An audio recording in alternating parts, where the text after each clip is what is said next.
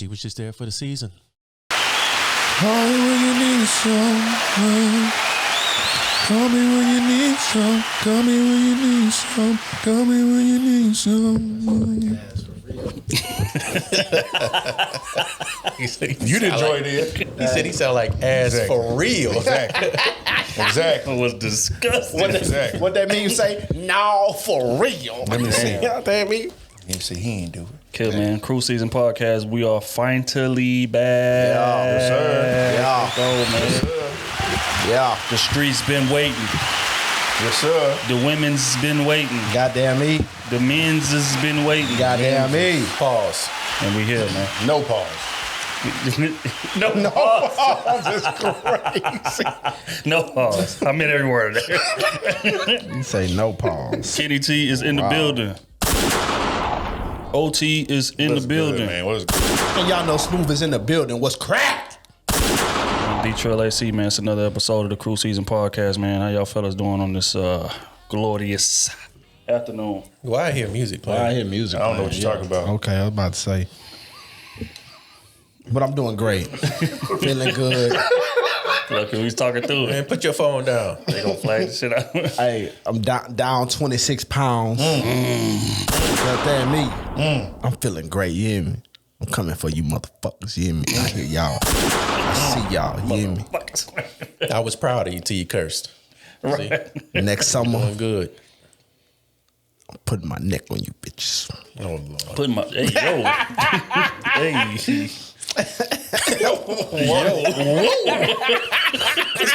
You put your what or what? His whole neck. Putting my neck. His throat and all. Yeah. I'm not saying. He necking him down. No pause. No pause. No pause. Strong shoulders. Strong shoulders. Oh my God. Well, I'll tell you one thing, man. Strong Y'all gotta stop with nuts. Pause. Feel good to be back, man. It feel good to be back. You know, we had a lot of people questioning, like, what the hell going on? Y'all took a long-ass break. Are they even still together? Did they break up? That's some crazy ass question. We still together. They don't know about that.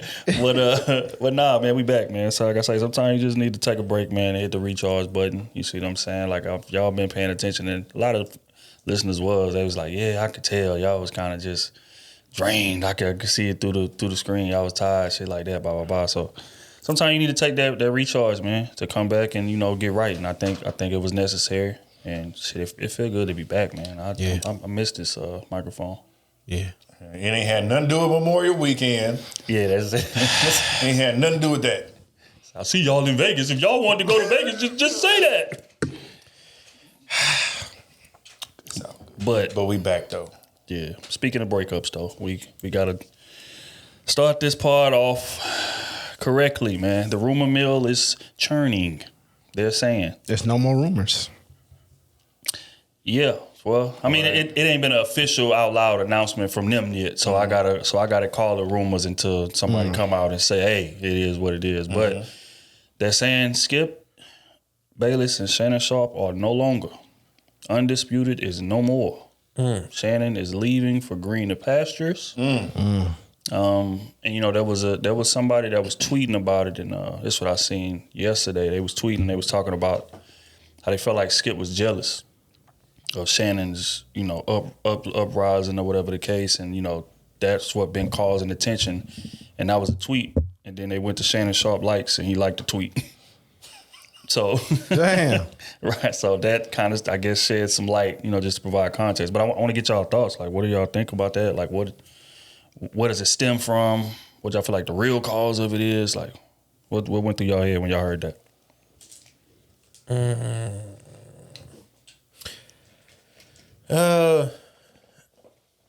I think Shannon finally found his calling and started really getting into his bag how he normally does, and Skip been doing it for a long time, and sometimes people are just better at it than you are.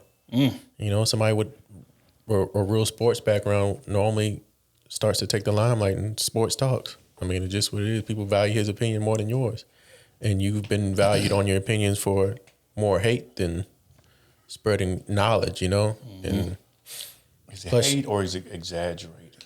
I mean, he hates LeBron, so let's not go too far. He definitely bit his plan. So I mean, and then Shannon just been open up his platform to whatever he can get his hands on. He started his own podcast. Skip should have done that. He ain't do that. He just been sticking with ESPN and Undisputed. And Shannon's like, no, I got to get to this money however fast I can. Skip got a podcast. He tried, but it flopped. Yeah, it's not the same. And you know, Shannon started his own liquor, and I mean, it was bound to happen, just like with Stephen A. Mm-hmm. You know, those duos are not planned to stay forever. Right. Somebody's always gonna split up and go somewhere else. Somebody's always gonna get a bigger bags for something else. So, yeah. Yeah.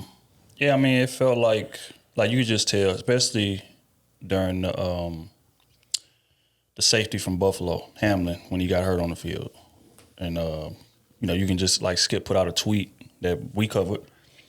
And he was, you know, a bit insensitive to it. And then, you know, the next day, Shannon wasn't on Undisputed. Right then, I'm like, yeah, they got into a big argument about that. I could already tell. But Skip is the type of person where he's just stubborn.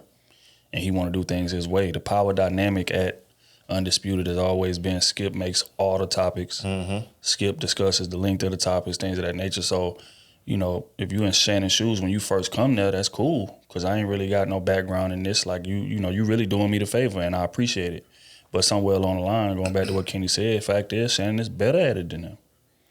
And I think part of it is because Skip is a one-trick pony. He has to, like, create controversy instead of just having regular conversations. He be creating controversy where there is none. I've seen games where LeBron come out, score 51, 9 and 12, and then he spent 30 minutes talking about 2 free throws that he missed in the second quarter. That is a fact. It's like, what the fuck is it? Like, that's not having the conversation in, you know, good faith. You Give know him what a I'm saying? B- performance. Yeah, you just always looking for something. And it's cool at first if you want to be like an antagonist or contrarian, whatever the case may be. But after so many times, it's just like, all right, bro, like, is we gonna get some real, you know, intel out of you as far as this sports shit? But Shannon played it the smart way. He out there creating friendships. He out there building bridges. So he got insider, and similar to Stephen A. He got insider information. He can call these people and get Ja Morant on the phone, or he can get this person on the phone and get that inside scoop. One, they respect him for being an athlete. Two, because he's just a solid dude and he ain't, you know, choosing to just hate on people. Yeah. But that's why Skip Podcast is not doing that well, because he can't bring guests on there. Who he gonna bring on there aside from Wayne? Because everybody else, they don't really like him. Like, and he burned them bridges by design, and it's hurting them right now. Yeah. So, He be bigging up Jordan too much. I mean, we ain't gonna go that far. Nah, I don't know if you Talk to him smooth. I just say, up the hey, goat too much. all I'm saying is Talk to him, I Smooth. seen a stat with him and Pippen next to each other, and when you look at the stats, Pippen got all the checks. The only thing Jordan got over him is points in the regular season and points in the playoffs. Everything else, Pippen is beating him in. That's the numbers. But That's the numbers. Dynamics of the offense has to play a role.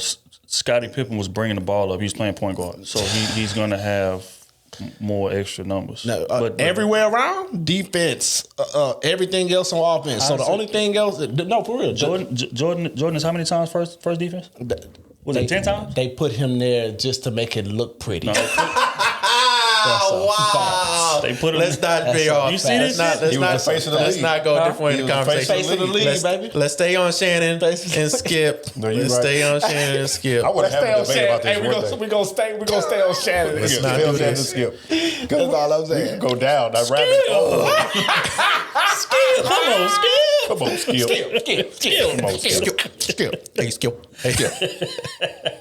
Hey, Skip. But I tell you what, man, like Shannon Sharp is built for this. Yeah. You could tell, man. His dialogue, he can talk to a wide range of people. He was talking to Steve Harvey one day. He could talk to an athlete the next day. He could talk to a VH1 a reality star the next day. And the conversations all be good. They all be fluid. But that's because his personality is just, you know what I'm saying? Like I say it all the time, like in regard to what it is that we do. People like, damn, why y'all boys cooking, y'all doing y'all thing. It's a lot of people doing what we do. But what you can't buy, what you can't manufacture is charisma. You either have it or you do not. You could be knowledgeable as hell. You could be coming up here giving all kind of stats and this, that, and the third. But if you don't have charisma, nobody's gonna give a damn. They don't tune into you to hear numbers. They don't tune into hear therapists jargon, big ass words that don't mean shit or unnecessary. You see what I'm saying? They come there to buy into you. But if ain't shit to buy into when it comes to you, then you're gonna flop. Yeah. So, Shannon is, again, I knew shit 2 months into his tenure there. I was like, yeah, he gonna be huge. Mm-hmm. And he wasn't even polished back then. Mm-hmm. You knew just immediately, just off his personality. When they said Shannon Sharpe was gonna be in, I was like, yeah, this gonna be good TV. Because he gonna take a little riskier takes than Stephen A. Right. Stephen A. He got to do his job. Especially with ESPN, but play politics. Fox Sports, they don't have all the rules that they do. They give you a little more leeway over there. So you definitely saw it coming with just a lot of stuff too. The way Skip was talking about him, his accomplishments, and he'll bring up Brady to contrast with what he's saying, and then it's always different, especially when he loves him some Brady. You know what I'm saying? So you saw it was just a matter of time. Shannon Sharpe is a dope person and dope individual, and just all around, like, he just, going back to what y'all was saying, because he's an athlete, he get a little more extra stamp on it. He's verified because he's been there. He's been through the trenches, off seasons, Super Bowl, playoff experiences, everything.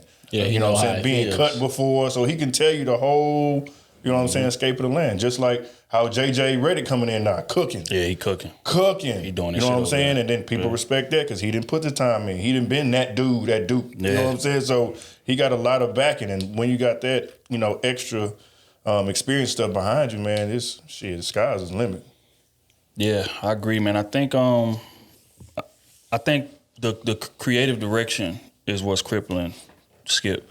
Because he's in charge of that show, they literally talk about the same three topics every day. All the time. It's Cowboys, it's LeBron, it's Tom Brady. You see what I'm saying? So that's why I always said, like, Skip might as well retire when LeBron retire, if we're going to be honest. Because it ain't going to be nothing else to tune in for. To whereas Shannon coming in there with suggestions, now this is what I'm hearing from my sources.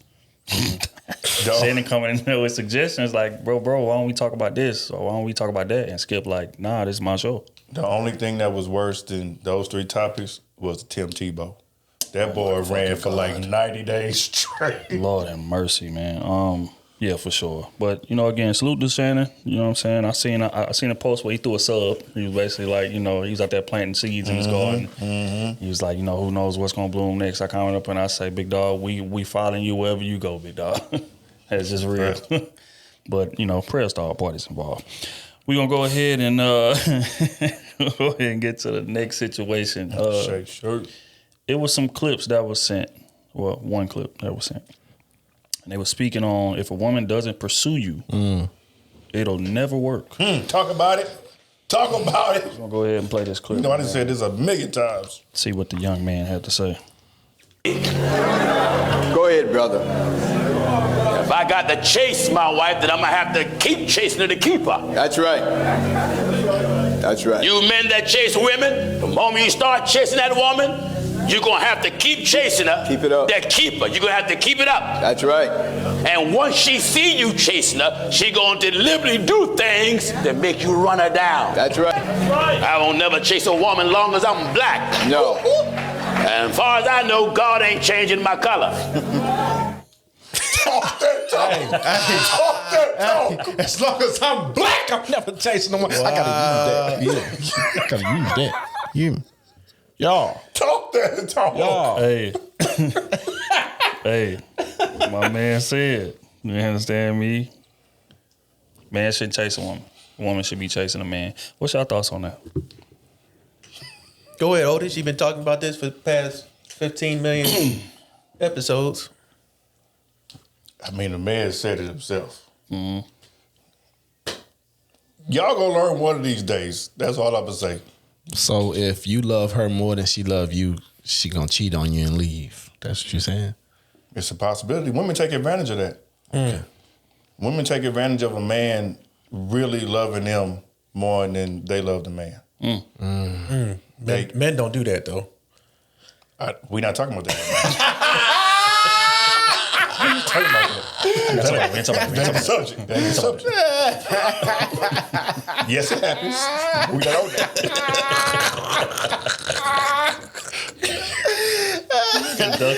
You're right. My bad. Keep on going. Keep on going. Before I was interrupted. Rudely interrupted. I should have never done that. Oh my God. Wow. I just think, man, it's like, of course, okay. So of course, y'all both supposed to be loving each other and reciprocating the same energy. Right. However, in my experience, like he said, when you start out chasing a woman and constantly trying to have to prove yourself, every next level you get to, now you got to do this. Now climb up to that level, now you got to do this all the time. Versus a woman that's after you and that's on your purpose and that's trying to, help you with your vision, you don't have to do all that extra work. Not saying that work won't be needed, but you definitely gonna, put in that work, and she's gonna push you to that direction. But it is 10 times more work if I'm having to chase you also in that process. True. Why can't we just, be how it is, establish this together, work together, and then we build something? But if I'm trying to build and chase you at the same time, I'm not gonna ever get to my destination, or it's gonna take me longer than it should have. So that's why I believe that. Kenny, you sound like you don't really agree. Nah, go Matt. Go Matt next. Hey, why I gotta go next when you was I went giving first him? on the first topic with Shannon Sharp. Yeah. Okay, but he just went first on anyway. Get to talking. Anyway. In a sense. In a sense, we're gonna keep it just like that. But man, in a way, that's true.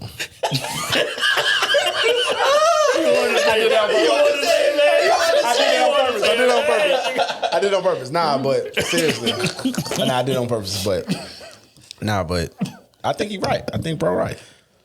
If in the beginning, if you are chasing your woman down and you love her more than she love you, bro, she not really there for you.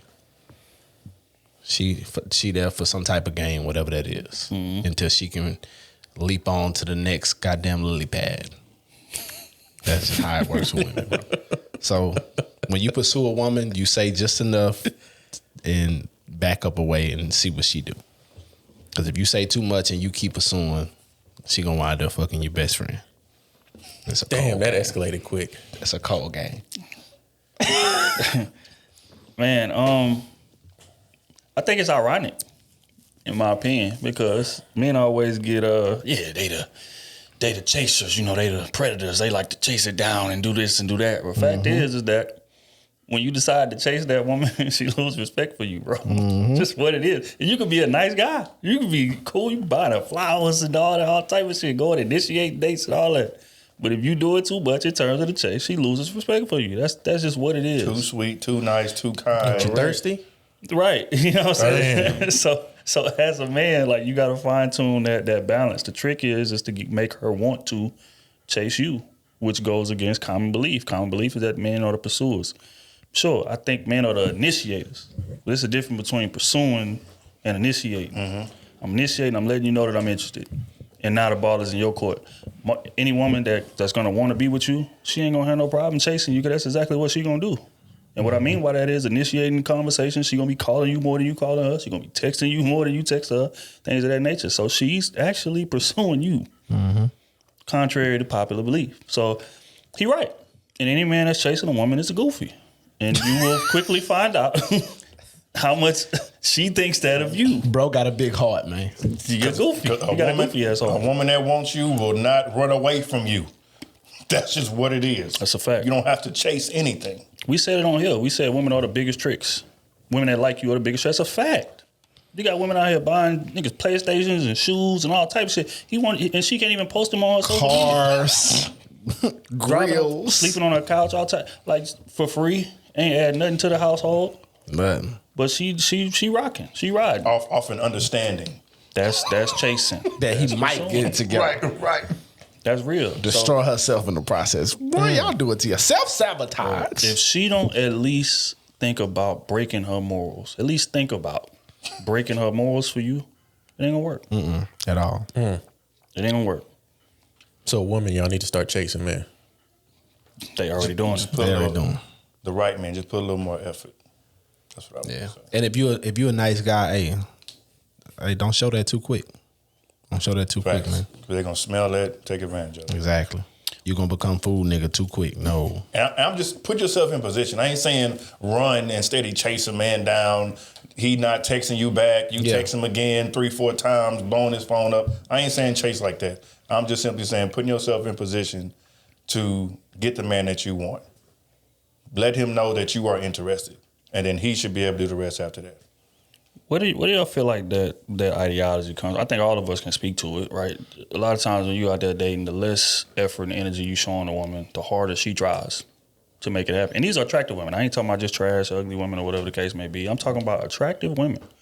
Like when you engaging with them and shit, and you kind of chilling, you kind of coasting, and she go harder. Where does that mindset or that ideology come from? Because it's on some, man, she thinking, damn, do he really want me for real? Like for real, and then it becomes like a cat and mouse game in her mind, and all you doing is chilling. But in her mind, you not showing too much attention because you know it's a bunch of goddamn heathens out there that be trying to chase him down and all that. But you just step back from the crowd and she looking at you like, well, why you not with the crowd? She is. You intrigued? Well, she's intrigued with that. She's befuddled. She don't even know, girl, I'm more dangerous than the rest of them niggas over there. You just I'm just keeping it cool. I just got a slightly different approach.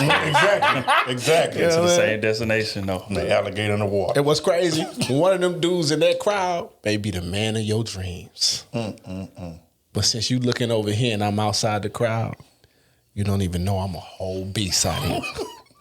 Because you ain't the only one that see me outside the crowd. Because I play with all the women like that.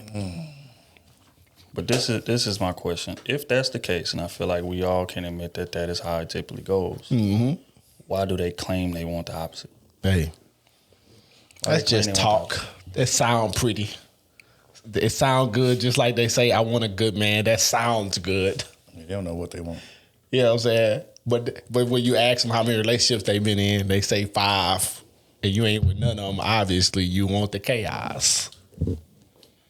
You say you want a good man. Oh, I'm on my 10th man. I'm gonna get a good man this time. But then you date the same man, different face. Or got a good man and he was too boring. He was too boring. We don't do nothing. He was too nice. No, they do something, but he don't have that edge. He ain't rough with her. You know what I'm saying? He open the doors all the time. Yeah. Sends her flowers. Yeah. Calls her sweetheart. So you saying she want the guy to make her pump gas? Girl, you better pump your own gas. But yeah. So Kenny, why do you feel like that is? Why is there such cognitive dissonance in terms of a woman saying what it is that she wants and then entertaining the opposite, the complete opposite? And you know, because you've been a complete opposite type of man. You want to be the first person to First of all, I don't like how you think you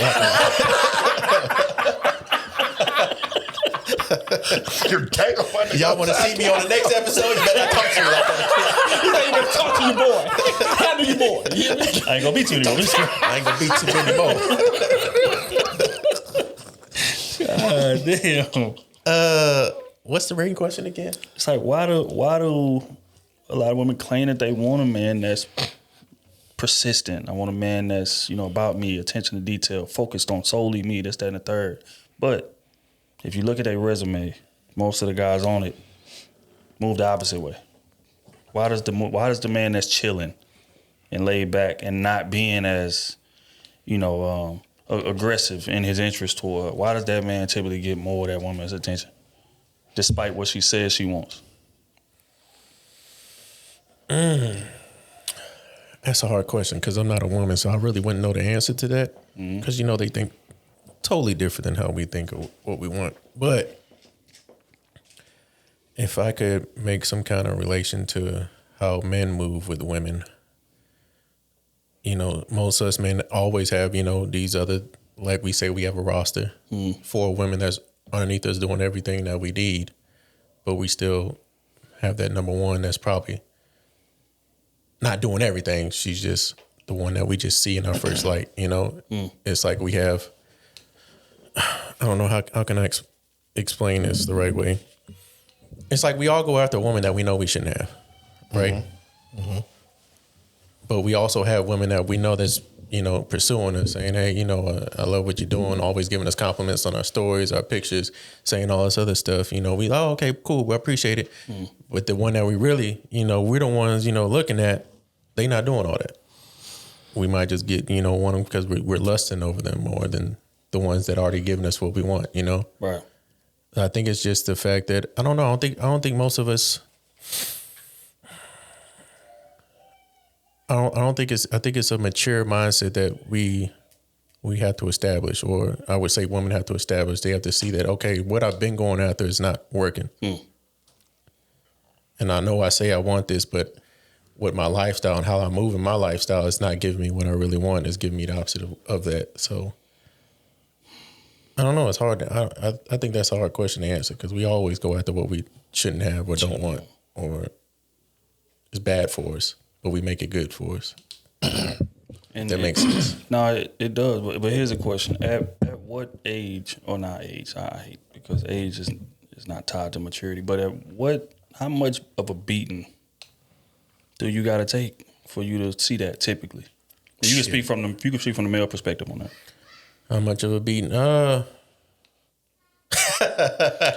that's what it is. It depends on how bad of a beating, how much of a beating you can accept. Damn. You might let one person punch you 10 times in the face before it starts to hurt. Then this other person hit you one time. You're like, oh shit, okay, that hurt. Sometimes you don't know you're getting hit. Yeah, sometimes you just don't. You just so stuck in lust and like, damn, I'm doing this. Maybe I should try this. Maybe I try it because I really want this person. Mm-hmm. And this person not showing me no type of esteem, but we still, hey, maybe this one time, might change their mindset. I don't know. So, yeah, I think, man, we got a bad habit of like wanting to turn the people we want to be with into the person that we want, despite the fact that they not. They not, and they'll never be, ever. But in our head, we arrogant enough to feel like we can change them. I don't know why that is, bro. But you would literally have a chick or a dude, but we're gonna speak from the male perspective. You can literally have a chick, let's say she like a 6.5, but she got everything else we need. Everything. Niggas would be like, you see, cool, but this 8, I think I can get her where I need her to be. You see what I'm saying? Can't do that. And oftentimes you hit your head hard as hell learning that type of one. Like, it's certain foundational principles that some people have and they just don't. Some shit can't be taught because it's a will thing. It's a want to thing, especially in terms of paying attention to detail. That's a want to thing. Everybody's capable. Sure, but it's a want to thing. It's certain people who like take pride in being able to like take care of their person, like pay attention to what my man want and do the small things, the like little things that's gonna make his life easier. That's a want to thing. But oftentimes like those, like what people would consider the 8, 9s, they don't give a damn about paying that type of attention to detail. But we entertain them anyway. And even if we don't cuff them, we'll still take them out. We'll travel with them. We'll have sex with them. We'll spend a lot of energy with them, knowing that they'll never be the woman that we need them to be, and vice versa. And so that's why I asked y'all, like, what does that ideology come from? Like, because it happens. It's fluent. Everybody either does it or knows somebody that does it. You'd be like, girl, you looked over this. Steve was a good man. That's a good man, Savannah. You look right over him. But good who don't even you text him at 8 a.m., he hit you back at 9 p.m. But that's who you got the most interest in. That nigga left at 8 a.m. and you didn't talk to him again till 12 a.m. Well, he's real busy. Right. Give him excuses all the time. Damn. So, I mean, it's a cold game. I think it comes from people like, how can I put this in an example? Almost like, and it's on both ways. It'll be like somebody want a Honda with a Lamborghini engine. Or they'll take the Lamborghini body for a Honda engine. Right. You know what I'm saying? It's like, instead of just valuing for somebody for who they are, you try to take the physical of them because you're attracted to that and want to build them from the inside. You can't do that. You can't build nobody from the inside. People going to be who they're going to be. Now, can they change and adapt certain situations? Yes. But the foundation, the principles, who they are, like, you can't change that. You can't build a bear, build a nigga, whatever you want to call it. You can't. That's just not what it is. And I think that's what a lot of people think they can do. They feel that they are different. It's a selfish thing. I'm me, and I can make them eventually become this person because I've seen flashes, or because I'm attracted to them, or because they look good, or whatever it is. They have some money and they can finance X, Y, Z. So I can change, I can deal with this part and eventually change these other things about them. But that's not gonna happen. Yeah, man. You're gonna be hitting the brick wall every time. Wise man once said, "The price is the price," and that's some of the realest shit I ever heard. Meaning that if you can't afford it, walk away from it. But you can't complain about the price being the price. The price is gonna be the price. You can complain all you want. Them numbers ain't changing. So it's either you qualify for that or you don't. Now leave, go get yourself qualified, come back, then you can do your thing. But if you try to sit there and complain, or you try to sit there and force the price to change, or force something out of somebody that ain't in them, you're gonna do more damage to you. Some people just not ready for a good person next to them, to be honest with you. That's another thing. Yeah, that's a whole nother thing right there, my boy. That too. I was up there talking to Paige about that the other night. She was talking about, like, a lot of, chicks, I know, man, so hard to find a good dude, so hard to find a good dude. Are they a good woman? Really? Like take that personal bias out of it. Are you really that good of a woman to qualify for the type of man that you want? It's deeper than that, though. You can get, let's say, me and you, Trew. Like, our women, in a sense, only know us. Serious relationship, they only know us. Right. So they only know great men. Well, great man. Yeah. Right? No, I wouldn't say great. Let's not go that far. Y'all not about to do that. Y'all cool. But from the field. Niggas all right, but, From the field, where we know. Because we're not perfect. They know, man. He wasn't gonna let y'all make it. he almost got out of there. He almost got out Not of about to do that. Nah, but from the field, from what we hear from women, they got men that don't come home. They got men, you know what I'm saying, that don't care about their feelings, that don't take their counsel, don't do a lot of shit that we do. You get what I'm saying? So for our women, for our wives, that's all they know. All they know is being counseled for us and all these type of things. You know what I'm saying? So if we was to ever get a divorce, in a sense, dating for them would be extremely hard because we are their ground level. Yeah. But we know from talking to other people, the ground level for men is here. You get what I'm saying? So some women have a great man and to take it for granted. It's true. Because that's all that person knows. Yeah, that's real. I was you can translate that to. I remember when we went to travel to our first resort.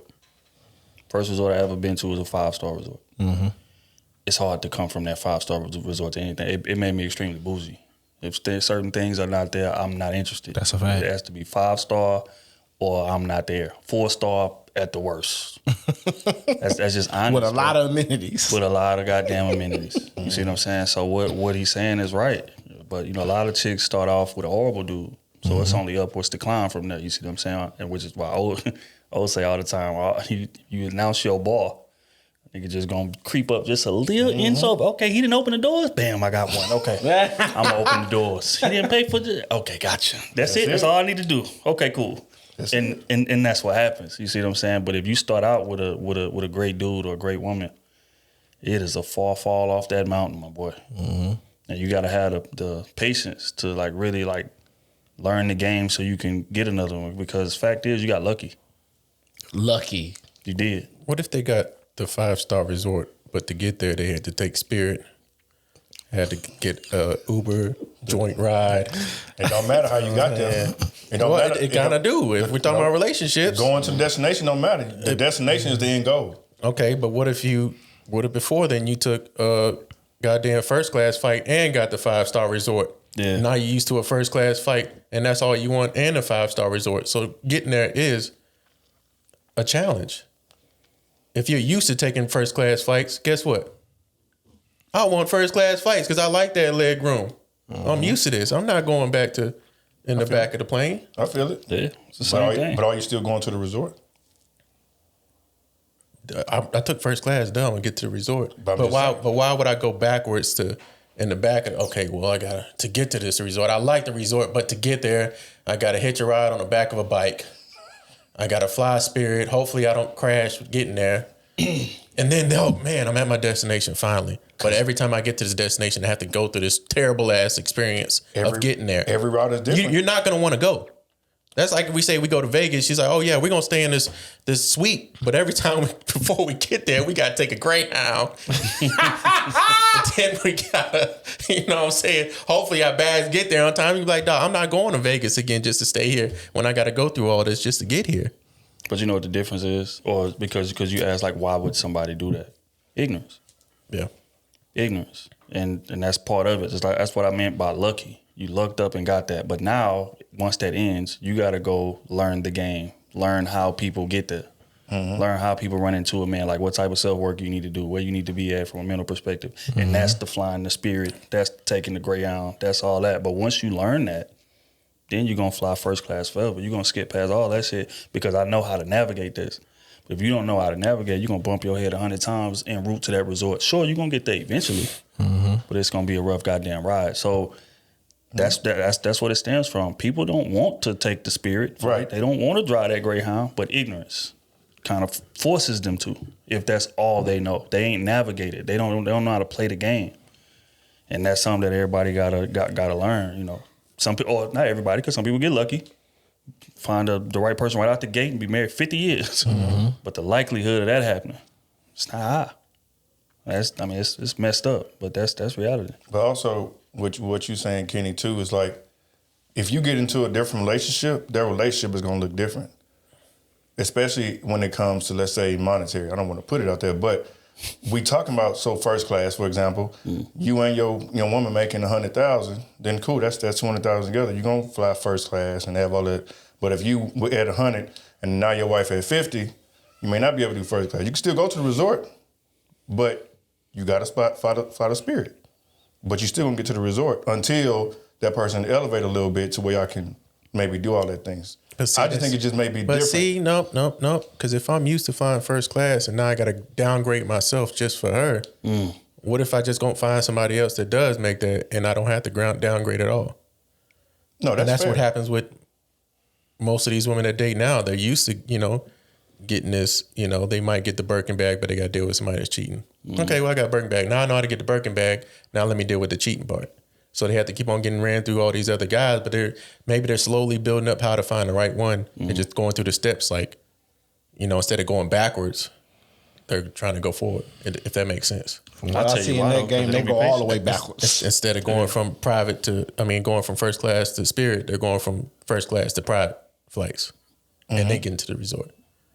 I'll tell you why they don't do it though. Why they fall flat after that is lack of patience. I think people just so scared of being alone that they know this ain't the right dude. Mm-hmm. But I just don't want to be alone, so I'm gonna entertain it. And then if you entertain something long enough, y'all interacting, eventually you're gonna fall for them. But that don't change the fact that person wasn't right to begin with. But people don't have the patience to leave that first class type of living. And I'm gonna just be patient until, just like you say, I run into somebody who's on my level where I'm at, and I can continue flying my first class. But people ain't got patience, and they scared of being alone, and that's what messed them up. Now you got kids out of wedlock. You got all type of shit going on, trauma from that situation with somebody that your ass knew you shouldn't have been with, but you didn't have no patience. Cause that's one thing about having standards. Standards and patience is a package deal, baby. It's a package deal. You got people been single 5, 6, 7 years because of their standards. But that comes with it. But once they finally find that person, they're gonna hit the ground running. But most people ain't got that patience to wait 6, 7, 8 years and stand on what my standards is until I find the right situation. Mm-hmm. And that's why we got all these messed up ass relationships we got. Sadly. But prayer star parties involved, man. The price is the price. And in theme of that, Moneybag Yo recently opened a restaurant. Congratulations to him. Facts, man. The tomahawk steaks. He got steaks. He got, you got the typical thing, the lamb chops, the seafood, the lobster mag, things of that nature. But he put the prices out for the restaurant. He caught a bit of backlash. They tripping. One of the prices I think was a 40-ounce tomahawk for $135. It's not bad. Thank you. That's what I'm saying. Now, if you're used to eating out, you thinking, damn, that's a goddamn deal. 40 ounces 40 of tomahawk? That is a deal. 130? $135. Oh, that ain't bad. Lobster mac half of that. for $30, I think. 40. $40. The lobster mac was 40. Lobster mac not bad. That's what people pay for lobster mac. That's what I'm saying. But if you used to eating out, then when you seen the price, you like, nah, Yeah, he really that's showing right. them love for real. That's right on point though. That's right on. But they in there complaining. They saying things like, man, you got to remember back when you was struggling. If you broke, This ain't no noodle joint. if you broke, just say Yeah, I came from the hood. He came from the bottom, but now I'm trying to establish something that's better. Rip me out the plastic now. I'm acting like a brand new.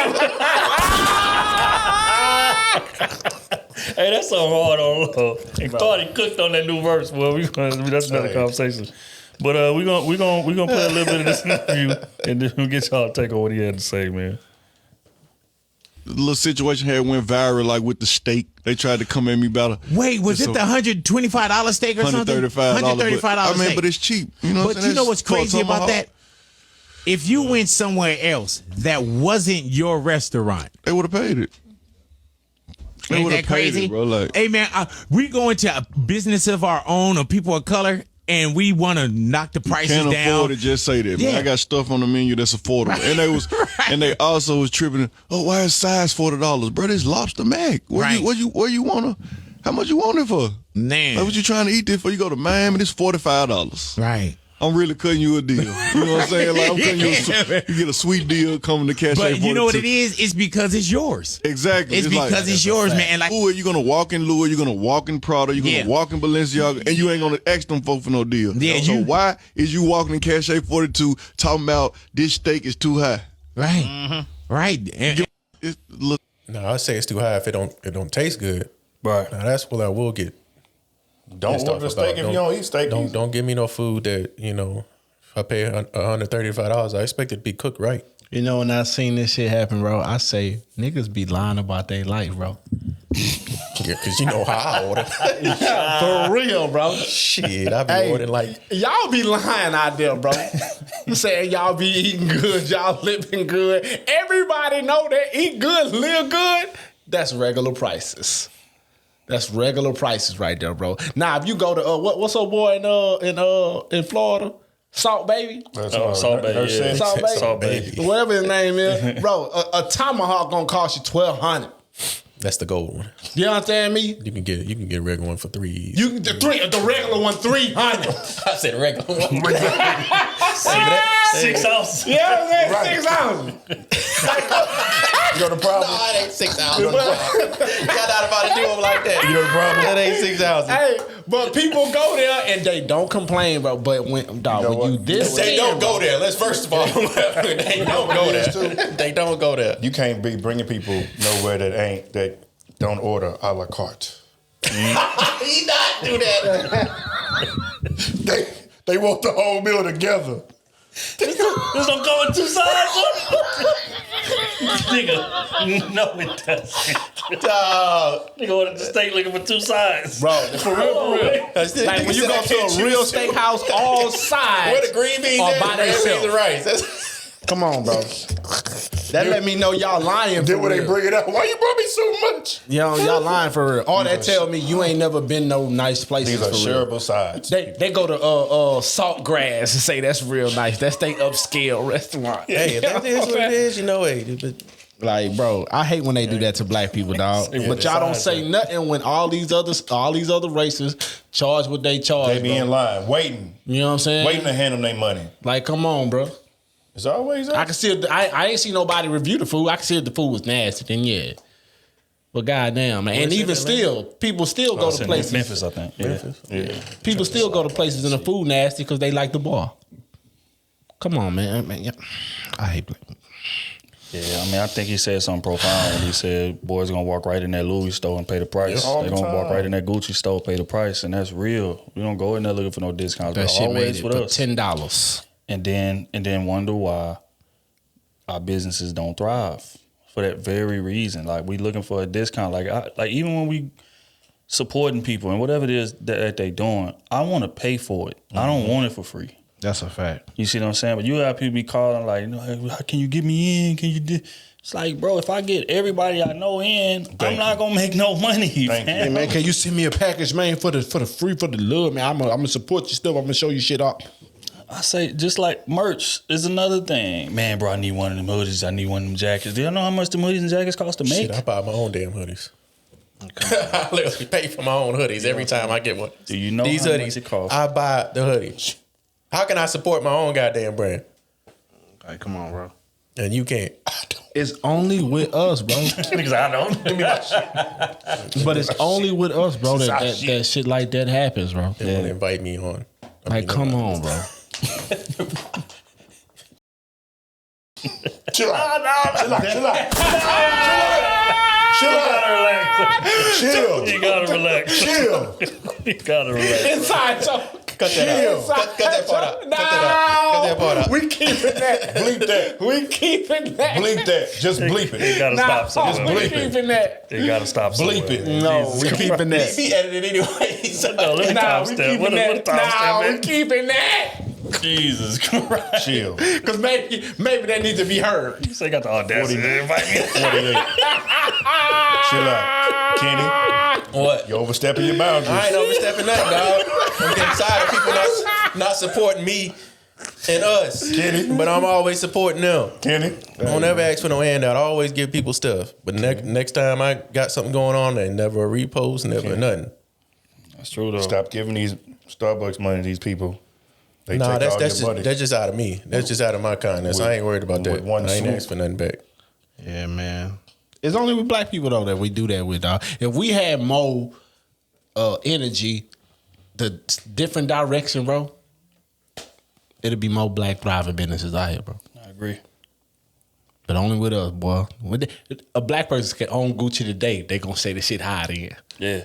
You charging $600? I ain't even changed the prices when I bought it. Matter of fact, motherfuckers that keep the price tag on what they paid to brag about how much extra that they paid for this shit. When it's a Gucci, when it's a Louis. But with your people, you looking for free shit. You looking for discount. I don't know, man. I ain't for that. Salute to Moneybag, man. I hope the restaurant thrive. When we get out there, we definitely gonna swing through there and get one of them. Real talk. You need to add, hey, and the lobster mac. if I was you, I add $10 more on it. I want y'all broke asses in there anyway. That's a fact, man. That's real shit. But we gonna stay in Memphis. Ja Morant, since our last pod, has come under a bit more fire. Right? He got caught again. He's suspended indefinitely, and Adam Silver came out and he has some words to say about it. And he said that, he's going to only touch on it briefly, but it was some extra things that was found out through further investigation that he's not going to speak on yet because he don't want to take the light off of the finals. But it's damning evidence that was found out. And then, we do, man, we get to go doing our due diligence. I scrolled through Twitter, and allegedly there was a murder that happened. Chill out. That Ja Morant happened to be in the car of the people who may or may not have committed the murder. Chill. That's what I heard. Chill. But because of that, he is suspended indefinitely, and we're going to hear more about it after these finals are over. So what are y'all thoughts on this? Whoa. Deal, man? I ain't got nothing to say on that part. No comment. No comment. I'll wait till I need further evidence about that. Whoa. Other part. No comment on that. That was But here's the thing. Let's take the rumored reason away. Okay. What's y'all thoughts on, hey, we found further information that we're going to have to address after these finals are over, and he's suspended indefinitely. What's y'all thoughts on that?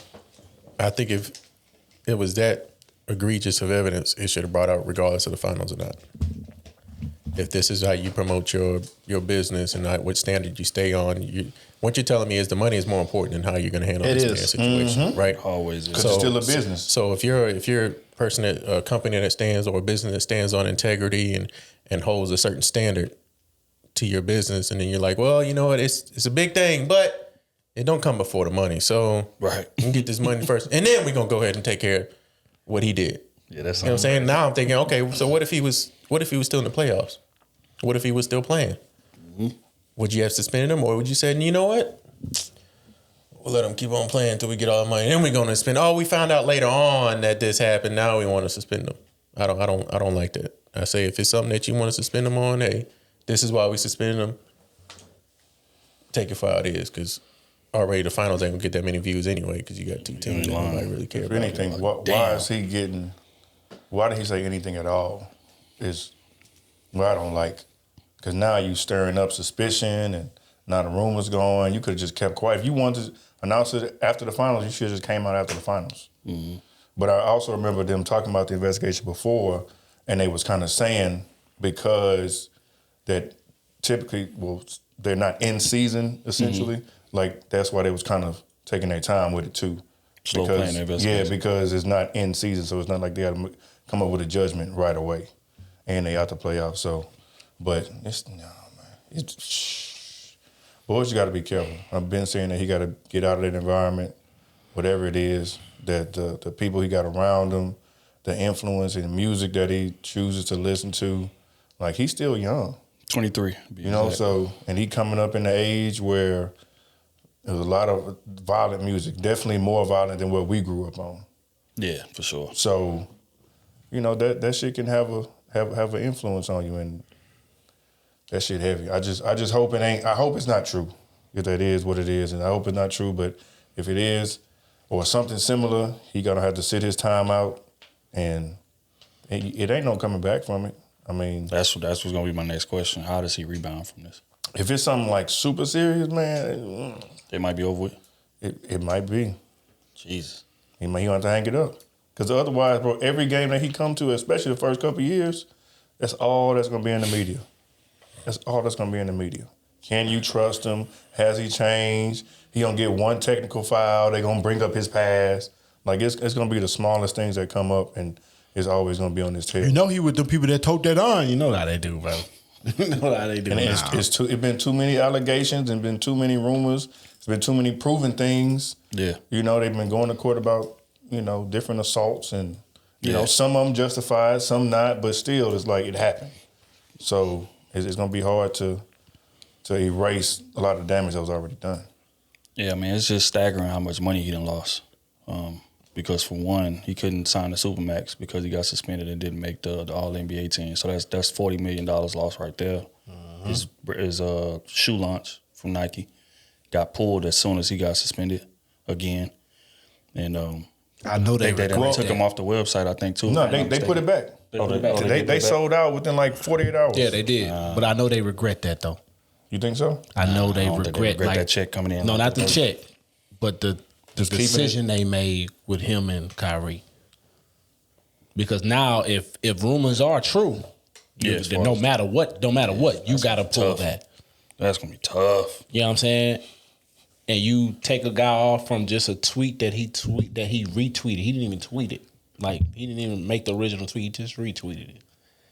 And you take all that from him, what that says about Nike for real. Yeah, man. Tough situation, baby. Well, look here, man. We're gonna stay with shoe companies. Recently, Kanye. Okay. My dog. Okay. Won a ruling in court. $75 million. And he now has access to $75 million in terms of his Adidas accounts. They tried to pull the shoe, and they was about to lose, I think it was like $400 million or something like that if they didn't put the shoes out or whatever. So they've been trying to go back and forth on what they're gonna do as far as that, which is still up in the air. No, they released them on the 31st. This month? Yeah. I won 3 pair. They released like May. Oh, May 31st. Yeah, May 31st. I'm sorry, May 31st. But I won like 3 pair. I think they released about 15 shoes, if I'm not mistaken. All at the same time? At different hours. Different hours of the day. Yeah. They trying to get that boy inventory up out of there. That's crazy. Nah, they was selling out though. Everything was selling out. So I won 3 of them. So yeah. So salute to Kanye, man, because again, like when things like this happen, people get to drop you from contract. A lot of times they'll freeze your accounts and stuff like that, so you can't really have access. So he won his case in court and he got his access back to $75 million. So I'm always for that, getting to that bag. But Yeah, those are the circumstances. So how do y'all feel like that situation is going to play? Y'all think after this little situation is over with, or y'all think Kanye got a chance to come back to Adidas? Yeah, he going. I think they're gonna strike a new deal because he just made them in that day on the 31st of May. He made them. For himself, he made $25 million. So I can only imagine what they made. Yeah, that's a lot of goddamn money. You know what I'm saying? So when you got that type of power for one day, no matter what y'all differences are, you gotta strike a deal. That's just how it works. Y'all gotta put y'all differences aside and strike a deal. Because it'll cost your company. We all seen what happened to Adidas in this whole year that they didn't have Kanye on that shit. Niggas fell off. And them like people bad ain't dope. stupid. That we talking the loss of $4 billion. That's public record. You lost $4 billion taking this one man away from your brand. That's insane. And in a sense, you made that. We all know how these deals work. So let's say they made $100 million in one day by selling 15 shoes. You would be a fool not to give this man what he want. You'd be a fool. Yeah, because morals do not overtake the bottom line. I don't give a damn what type of front that y'all trying to present. When that check start coming back and this shit get to rolling, hey, this conversation's gonna have to be had. Yeah, hey, we gotta work something out. NDA's got to be signed. We gotta work something out, my boy. You know what I'm saying? Like the deal will be much tighter than it was as far as like contractual and what can be said and what can't be said and all that type of stuff. But the deal will be struck. Yeah. And it will be leveraged in Kanye's favor because he know the power that I have now. Which is, in my opinion, that's real good for a black man. I agree, man. That check is attractive, man. You gonna keep it pushing. I seen that Air movie finally too. Oh yeah, what about shoe deals? Yeah, what was your thoughts on that? That was cold. And especially how his mom was like the orchestrator behind the whole deal in the first place. Right. You know, she had a lot of requests and demands, and they met him.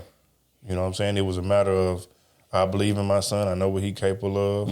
And if you believe in him the way I think I do, or the way you say you do, then you need to put your money where your mouth is, essentially. And that was cold. Mainly equity. Jordan get paid per shoe. No athlete in history ever did that. I mean, it's further in the case him being a GOAT. But that's another conversation for another day. What I'm saying is this, right? He restructured. He did. The way endorsement deals are done. They was mad too, because that's what they were saying too. Making that deal, that was gonna change the whole landscape. So just so I'm clear, that's two arenas that he changed the landscape in, right? He changed landscape basketball, changed the landscape in endorsement deals. Almost. Well, if we doing the numbers, Kanye just sold 682,000, a little bit over that, pair of shoes on that day, on the 31st, made Adidas $170.5 million in 24 hours. And he got a royalty check of that of $25 million. That's power. I agree. So just imagine what you can do in a year if you can do that in a day. Flop. We talking Ye. Chill out. He ain't gonna flop nowhere. Well, again, prayers to all parties involved, man. I want to see Ye win. Ye is like that just dysfunctional cousin or just family member that just always doing some wild shit, but you still love him, man. You still want to see him win, and prayers to all parties involved on that. I want my dog to get his bread. You understand me? Let's get back into some relationship talk. Recently, somebody spoke on what the most attractive trait that a woman can have is. We're going to play this clip, man, and see if y'all agree. More attractive. There's nothing more powerful than a woman that can speak life into you, because it's hard being a leader. It's hard taking on the responsibility of a household as a provider, not just of finances, but of protection, of guidance, of understanding, of friendship. And when you have a woman by your side that doesn't beat you down when you're down, but yet she speaks life into you to lift you up, there is nothing more powerful and more attractive than a woman that's able to do that. And from day one, you have been that to me.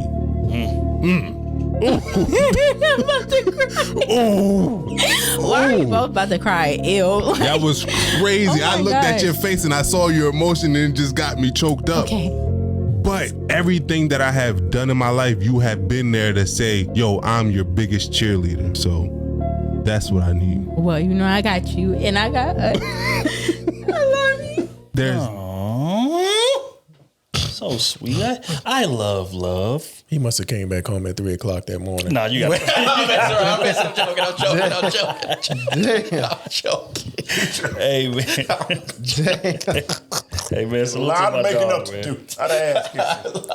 Yeah, man. Salute to my dog, Devin Steele, man. If y'all remember, Devin Steele was in the league, and you know his baby Leah had cancer and stuff, so they had a big drive and stuff, and she ended up beating it and stuff. So salute to bro, and you know they podcast, relationships podcast. What's y'all thoughts on what it is that he had to say, man? The most attractive trait a woman can have, essentially, is being that man cheerleader, like undying support. Mm-hmm. Are y'all in agreement with that? In terms of the most attractive trait a woman can have. I think that's for both people. I think that's for both of y'all. Cheering each other on. That's for real. Nothing better looking at your partner as you accomplish something and they right there, goddamn, going through the ceiling for you. That puts you to be greater. So yeah, he right. Man, I think about it, and I always bring sports in this because it always is. You can compare it a little, but I think of it as like if anybody has played sports, it's like you can have a stadium full of people, but no matter how much noise the whole stadium is making, the gym is making, like if it's somebody that you really care about, like a loved one, whether it's your girl, your mom, one of your best friends, something like that, when you hear them cheer, like you can make out their voice out of everybody. You know what I'm saying? You just kind of look that way, and you know you can hear them, you can feel them, like it's just that energy. So I would compare it to that in a relationship. Like I'm doing good, I can get a raise at work, people telling me how good I'm doing, and you know I'm hitting all my goals and stuff like that. But if I come home and my woman not excited about it too, I ain't gonna feel like I really did anything.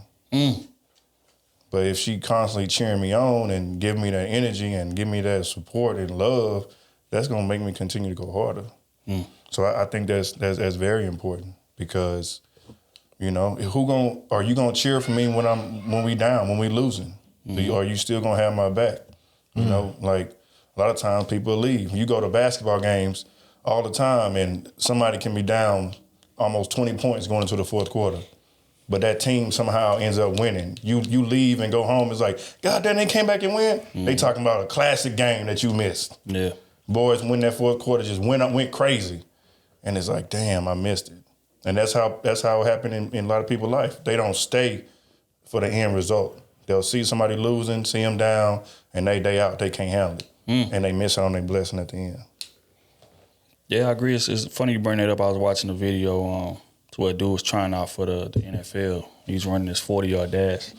He was at the line. He was stretching. He was getting ready, and he was getting ready to get in position. And right before he took off, his daughter said, "I love you, Daddy." And he ended up running the fastest 40 he ever ran. And it's like, so that does matter, man. Like your love and support, you know, especially from your woman, it mean everything. You know, and that's why I don't understand when dudes be getting on platforms and they be talking about, I just need to go get the bag on my own and bring it back and da-da-da. My woman is something to be taken care of. My woman is da-da-da. And don't get me wrong, your woman is somebody to be taken care of, but also your woman is the fuel, or should be, the fuel in which you go out there and overachieve. Because if you're a solid man, if you're on your own, you're going to go out there and you're going to achieve shit. Right. That's just what it is, right? But you don't know yourself as a man until somebody's dependent on what you achieve. That's when you kind of shown the true measure of what it is that you made of. Because now it's different pressure in these decisions. Now I can't, I got to move smart. I can't, have a lapse in judgment. I can't have an emotional, a reaction to something because I always in the back of my head, I'm like, how is this going to affect my woman? How is this going to affect my kids? How is this going to affect what I'm building? Compared to if I'm just by myself, I can do what I want because even if it go left, I'm the only one got to deal with it.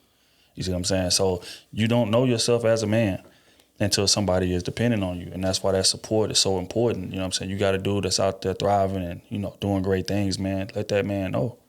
Because that little bit right there is the fuel. That could be the fuel for him to take y'all to a whole new level. But the lack of that support can be the fuel to collapse that relationship, baby, expeditiously. And that's just real. Like, because somebody's going to give him the support. Best to be you. So that shit powerful, you know, and that's what he was speaking to. And just watching him get choked up, you can tell he love that woman, man. He love that woman. That woman been there. She been riding, you understand? And again, you familiar with the story. You know what they've been through. A lot. So for her to still be there and to still be down, man, that speaks volumes, though. But Kenny, what does support from your woman? Like, does that make you tap into an extra gear, or are you just, man, I'm gonna get that on my own regardless? Like, what does that type of support do for you? Well, I always get different questions. Because what you gonna say? Y'all already answered that one already. I ain't got nothing to add. Why can't I keep on saying that? Nah, we ain't gonna allow that to go happen. What's the question? The question is, what does receiving that type of support from your woman do? Do that hit something extra in you to make you tap into a different gear, or is it like, man, I'm gonna get there regardless. It's cool, but I'm gonna get there regardless. Oh yeah, I mean it should. I mean, if it doesn't, then I don't know what that person's there for. Really. I mean, honestly, anybody giving you praise, even if it's, you know, a friend or somebody you really care about, somebody that you have value with in your life, somebody, you know, just y'all, if y'all say, man, I'm proud of you, that brings another out of you. Right. It should, because as people that you value their opinions for, sometimes it's kind of like your competition and what you strive to want to do better for to it and everything you're doing, like this podcast. You know, like I do this for y'all. It's not for me. It's for y'all. So whenever y'all say, hey, you doing your thing, hey, you know, it makes me feel good. It means I'm doing something good for all of us. Right. Or if I come home from, you know, work, or if I'm at work and coworkers say, hey, man, I'm proud of you. You did a hell of a good job. Or so-and-so, you know, you saved us having to do this. That should make you feel good. Right. And, you know, it's even better when you come home from work, you know, you had a hard day, you know, you did bust your ass, and you come home to your woman and she's like, man, you know what, I'm thankful that you do what you do. I appreciate that. Boy. And I say this for us, man, we need to go ahead and be able to take those flowers that she gives us and not just shrug it off. He's like, oh, you know, babe, I'm just doing what I got to do as a man. Just say, you know, soak that in. Yeah. Be appreciative of what she's doing for you. You know, don't shrug it off, you know, because I think a lot of us, we don't like to accept our flowers when we're given to us. True, we don't. You know, we just like, you know, I'm just doing what a man got to do, you know. Instead of be like, you know what, thank you. I appreciate that. I really do. Right. You know, it's things we need to be accustomed to doing now instead of, you know, just shrugging it off. So whenever they bring that vase of flowers, take it, water it, hold on to it, you know, take care of it. Do something to make me feel good. It's not mustard ball, but go ahead. But yeah, I agree, man. We got to, like, that support is everything. I know, you know, and Kenny right in terms of men like shrugging it off. We do that without even blinking. It's like, man, you cooked right. I appreciate you, bro. But it's just like, nah, you gotta like lean into that, accept that, because it does feel good, especially when it's coming from people that you respect. You see what I'm saying? We hear women say all the time, like, I can get 30,000 likes on that picture, but if the man that I love ain't under there commenting and he ain't liking, then I'm gonna feel a way about it. You see what I'm saying? Like, that's why I make a point. Like, my old lady posts something, I'm the first one under there. Comment, let her know that I, you know what I'm saying, that I'm supporting, that I love what it is that she doing, that if she accomplished something out there in the world or whatever, you come back, I'm gonna be your biggest shit, I'm gonna be right there. I don't give a damn what I gotta sacrifice to be there. I'm gonna be there. Because that shit matters, you know what I'm saying? Especially from a man, like, your woman looks to you for solitude. It's not just the guidance, it's not just the approval. She looks to you to feel safe. So when she feels safe and encouraged, you see a totally different type of woman in terms of her investment in a relationship and what it is that she gives you back and, you know, reciprocation. So, hell yeah, you got to pour into your partner, man. Say it out loud often. And, you know, you're gonna see a different result, man. So, salute to them, man. Hell of a topic. I say for women to do that more often, goddamn it. Because it's always the men doing it. You need to start doing that shit. Even though I'm happy he did that to her, shit, she should have been doing that to him. Right. Same thing. Give me my fucking blessings. Goddamn flowers. That man working his ass off. Bring me some flowers home, goddamn it. Yeah. That man working his ass off. You worry about him being romantic. You do something, ho. Yeah, damn it. Shit. You be romantic. You got the time. Did he just call her a hoe? Yeah. That's the personal core for bro. They got a flashback. What's my ass? $16 a day. I can't get a thank you with this bitch. Hey, women really be wanting that though. Like you go to work every day and still want you to be romantic and shit and be at the crib doing nothing. You started off, baby. I'm telling you, Shit. man, that should have drive your relationship 10 times better for you women if y'all just start giving your man some goddamn gratitude. The right man. Please. Here's a question though. Let's not move past that. Come on. What does that gratification look like? Because women be fed, bro. I feel like I'm giving it to them. I feel like I let them know these things, but a lot of them not. How should they go about doing so in terms of giving that man gratitude? Giving them praise whenever it's not something that she gets in return. And he bringing you home flowers and you're like, oh, thank you, baby. You're such a good man. Don't wait till you get them damn flowers. When he get home from work, thank you, baby. You're such a great man. He might be like, why you say that? That's when I say, man, don't fucking blow over the flowers whenever she give them to you. Just accept it when they give it to you. It shouldn't be, I'm saying thank you for you being a man whenever I open a door or whenever I do something in service to you. Gotcha. That shouldn't be the only time he gets gratification from you. Or when y'all chilling, baby, I just want to thank you for making the sacrifices for our family. Yeah, it should be, just... Baby, I just want to thank you for going to work and coming home and being the man I need you to be every day.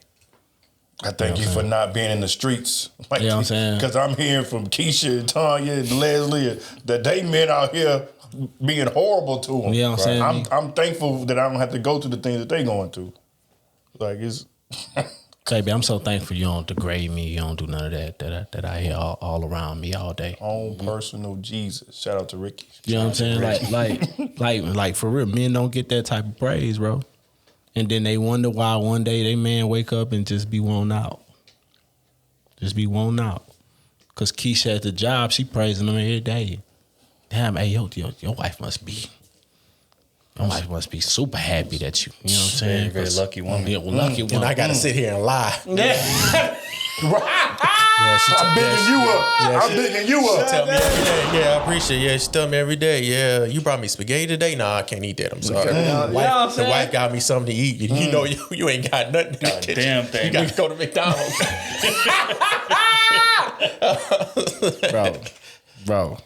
I'm serious. It don't happen enough, honestly. And you know what's And I don't crazy? wanna Like speak the down on women my- don't see that other women see that.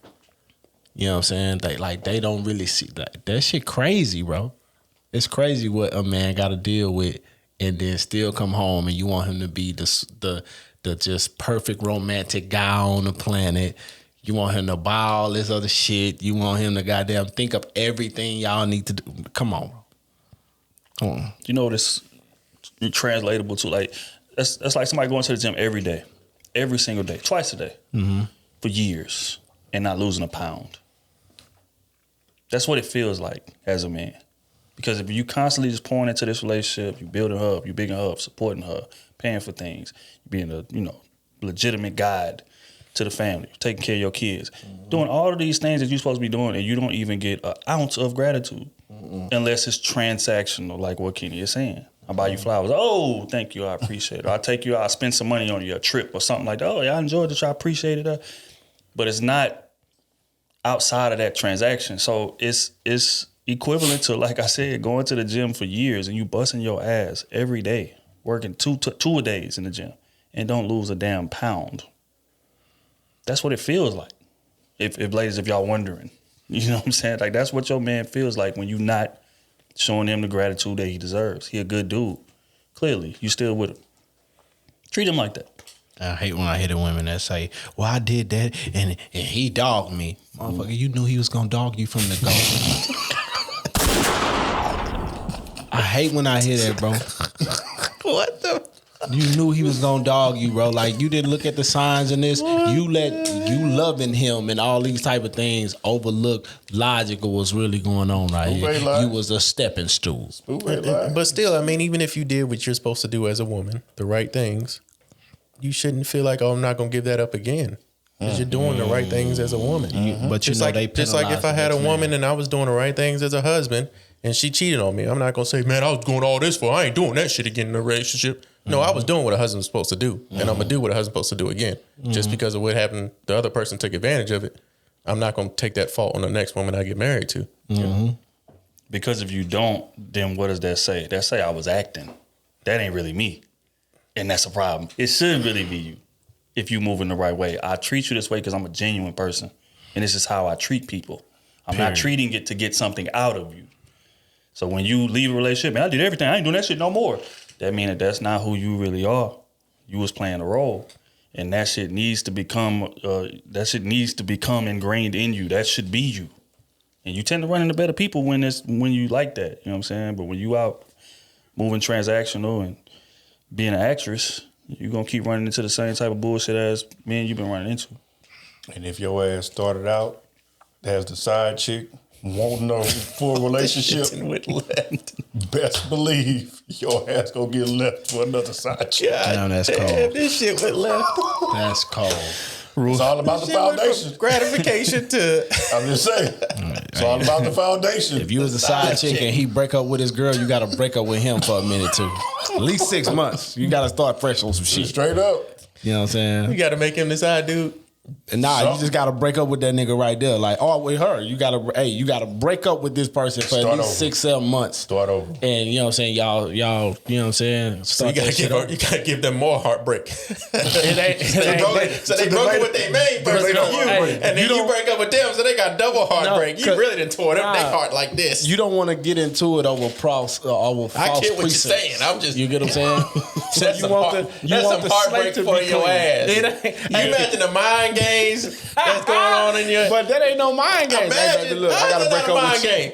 I gotta break up with you, and I gotta break up with that. Hey, man, because I gotta see the game clear. With you standing in the way, I don't see it clear. How is that still falling? She broke up with her man for you. And the minute she broke up with her man for you, you break up with her. You say I'm out because I didn't sign up for that. Hey. That's sign up for part-time. You trying to work full-time. We ain't giving benefits. You a part-time employee.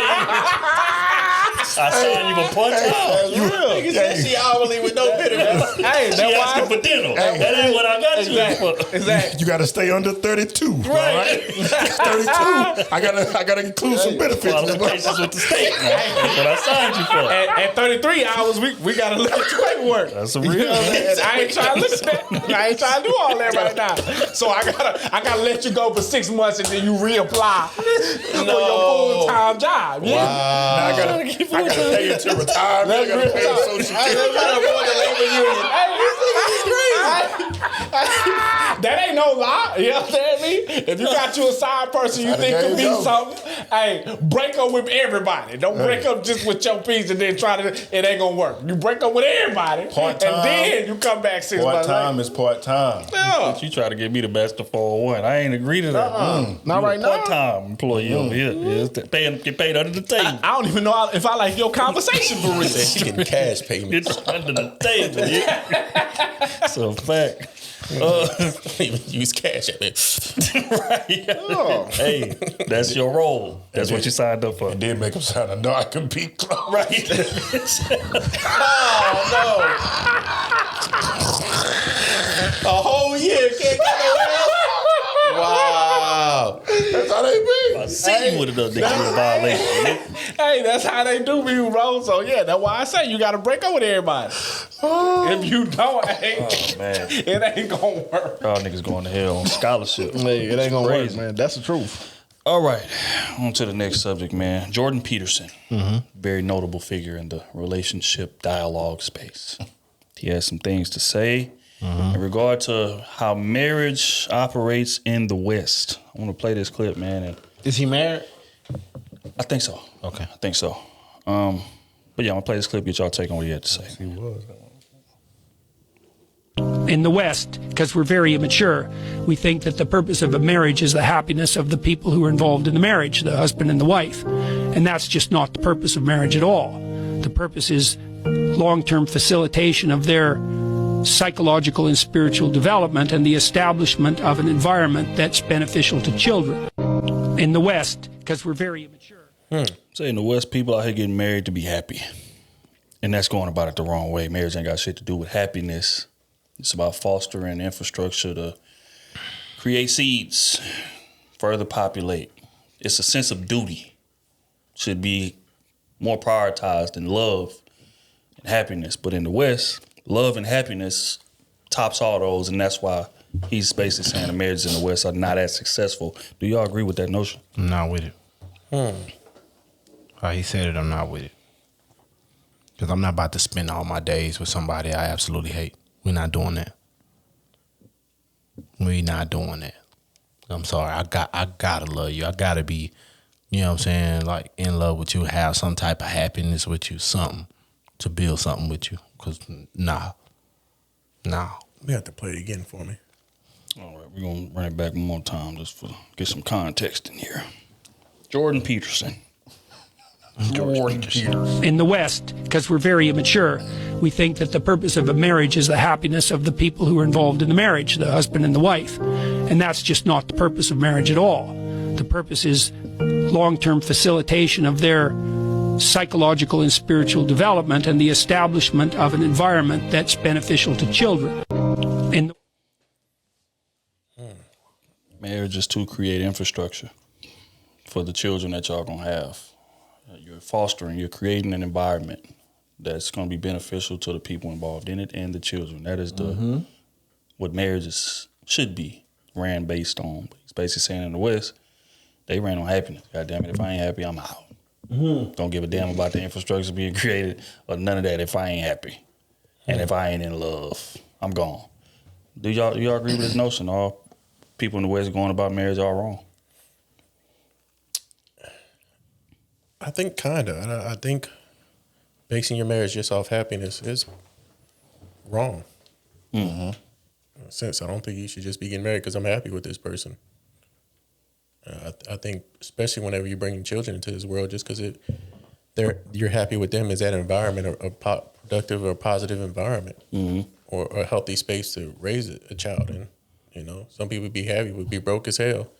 And then want to have a kid, and now the environment for that kid is trash. But you know, my mom and dad are happy, but me, I'm struggling. You know, I think I like what he said. Yeah, I think marriage should be based on a psychological standard where both parties are advancing psychologically, emotionally, spiritually together, and creating a better environment for the kids or children that they bring into this world. Right. I agree with it. I hear you, but I gotta be in love with you. All the rest of that shit was cool. He was spot on. But if I don't love you, I'm not gonna be willing to build it with you. Question: do you have to be in love with him? I gotta be in love with you. If I'm gonna be with you forever and build this shit, you know what I'm saying? Like, I gotta be in love with you to stand here every day and want to build this shit. Otherwise, I can go build this shit by myself. And do what the fuck I want to do. If I'm gonna stand here with a particular person, however y'all get down, I have to be in love with you to want to build it with you. Otherwise, I am gonna have resentment in my heart, and it's gonna be a problem. Eventually, it will leak into our relationship, and you're not gonna be a happy person, and we're gonna fight. So what we making? $200,000-$300,000 in the household. If we don't get along, what does money do for us? What does the environment for the kids do? They see all this money, but they see we toxic. We fight every day. We talk crazy. I don't think the things he mentioned were about financials. There's nothing. When you're building an environment, it's financial. That's just what it is. No matter how you cut it, no matter what you're looking at, when we talking about and you're building an environment for your kids, that is financial. The money is involved. And you just said if y'all both happy, but you want some kids, but the money ain't there, now y'all have a toxic environment, which is facts. So if I'm looking to build something stout with you, and that's going to change our bloodlines together, money is involved. I have to be happy with you. Love, I have to be in love with you to stand here every day and say, I love you. This is why I do this. Can you be in love with somebody and still be abusive? Me? I can't do that. Not me. Can people still be in love with someone and still be abusive? I don't know, because I'm not an abusive man. I can't comment on that. I'm not an abusive man. I don't put my hands on women. My answer would be no, but I think some people may say that they love them and they may put their hands on people, but I don't. That wouldn't be my definition of love, because I wouldn't try to intentionally harm you if I loved you like that. So, I think essentially what he's speaking to is people are just way too willing to walk away from marriages in the West. I think people don't take marriages serious enough. They go up there, they stand in front of the pastor, they say the words. The Bible's right there. They in the church. Mm-hmm. But they don't take it that serious. They take it as, okay, this is just a formality. This is a stepping stone in terms of me getting what it is that I want. And that's the marriage. And that's, to me, to claim marriage, the ring, or whatever the case may be. But when you take those vows, that these people say, for better, for worse, for good, for better, for broke, for having money, like all of these things matter. But we don't take them serious, and it's because of what he said. People don't feel a sense of duty in a relationship. You know what duty is? Duty is showing up and doing what I said I was going to do, whether I like your ass, whether I'm in a good mood that day, whatever. This is what I said I was going to do. I made vows in front of God saying I was going to do these things. But people don't operate like that. They commit or they engage in a sense of duty based on what's convenient for me. Happiness. Exactly. If I don't like you, I'm done. Exactly. So if that's the case, then you're kind of contradicting what you said you was going to do at the top of that marriage. Because that's what for better or for worse means. You're going to go through shit in relationships. It's not going to be, peaches and cream every day. Like, it's going to be days where y'all don't like each other. You may love them, but I don't like your ass today. Mm-hmm. But I still got to show up and do my duty that I said I was going to do in front of God. And people don't have that level of commitment in marriages out here these days, and that's why they don't last. That's what he's getting at in comparison to, and again, I'm not advising about staying no abusive, some life-threatening things of that nature. I would never do that. But what I'm saying is you got people that's getting divorces for irreconcilable differences. Mm-hmm. That's such a vague-ass term. It could be anything, but more times than not, it's tied to, I'm just not happy here no more. I mean, we was watching the stream the other day where a guy was on that saying, I left my wife because I wasn't happy with her anymore. Don't matter that he got 2 kids or 3 kids in that situation. Don't matter that, that y'all got assets. Don't matter that you stood in front of God and made those vows for better or for worse. Today, I'm not happy. And I'm out. And whatever happens on the back end of that happens. Oh, well. Mm-hmm. But my happiness is of the utmost importance over the duty that I stood in front of God and said I was going to do. And that's why I said I got to be in love with you to stand there every day. Don't mean I got to be happy. That don't mean I got to be happy every day. I got to be enthusiastic to do all this shit every day. But I have to be in love with you every day. I have to. Because if I'm not in love with you, I'm not going to be happy at all. No matter what day it is. It can be 10 years down, I'm not going to be happy. How would you define being in love with somebody? Oh. Damn, that's deep for me. Cause it's like just being in love with somebody. Like I want to see you make it over everything, even over myself. I care about your happiness and all this type of shit above all. You get what I'm saying?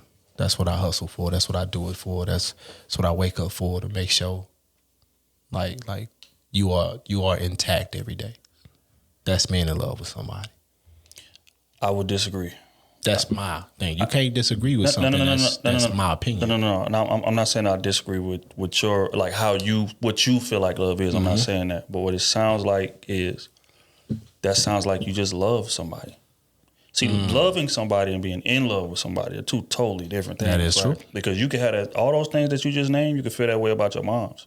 You can feel that way about your kids. You can feel that way about your sister, your brother, your homie, your best friend. I feel that way. I'm invested in your success. I put your success over I sacrifice. I do whatever I gotta do to see you win.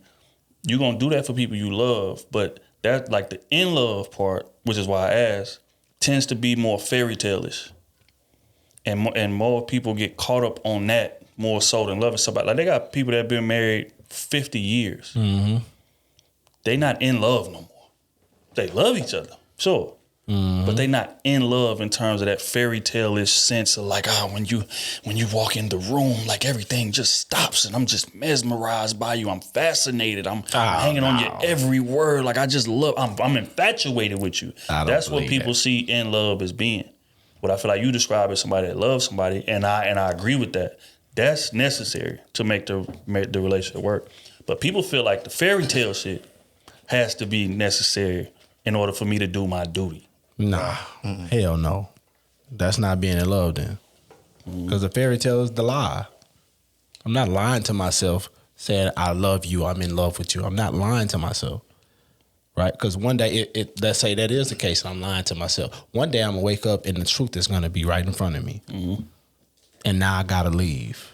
Because all this time I've been lying to myself, saying that I love you and all these type of things. And then bam, I wake up one day and just be like, you know what?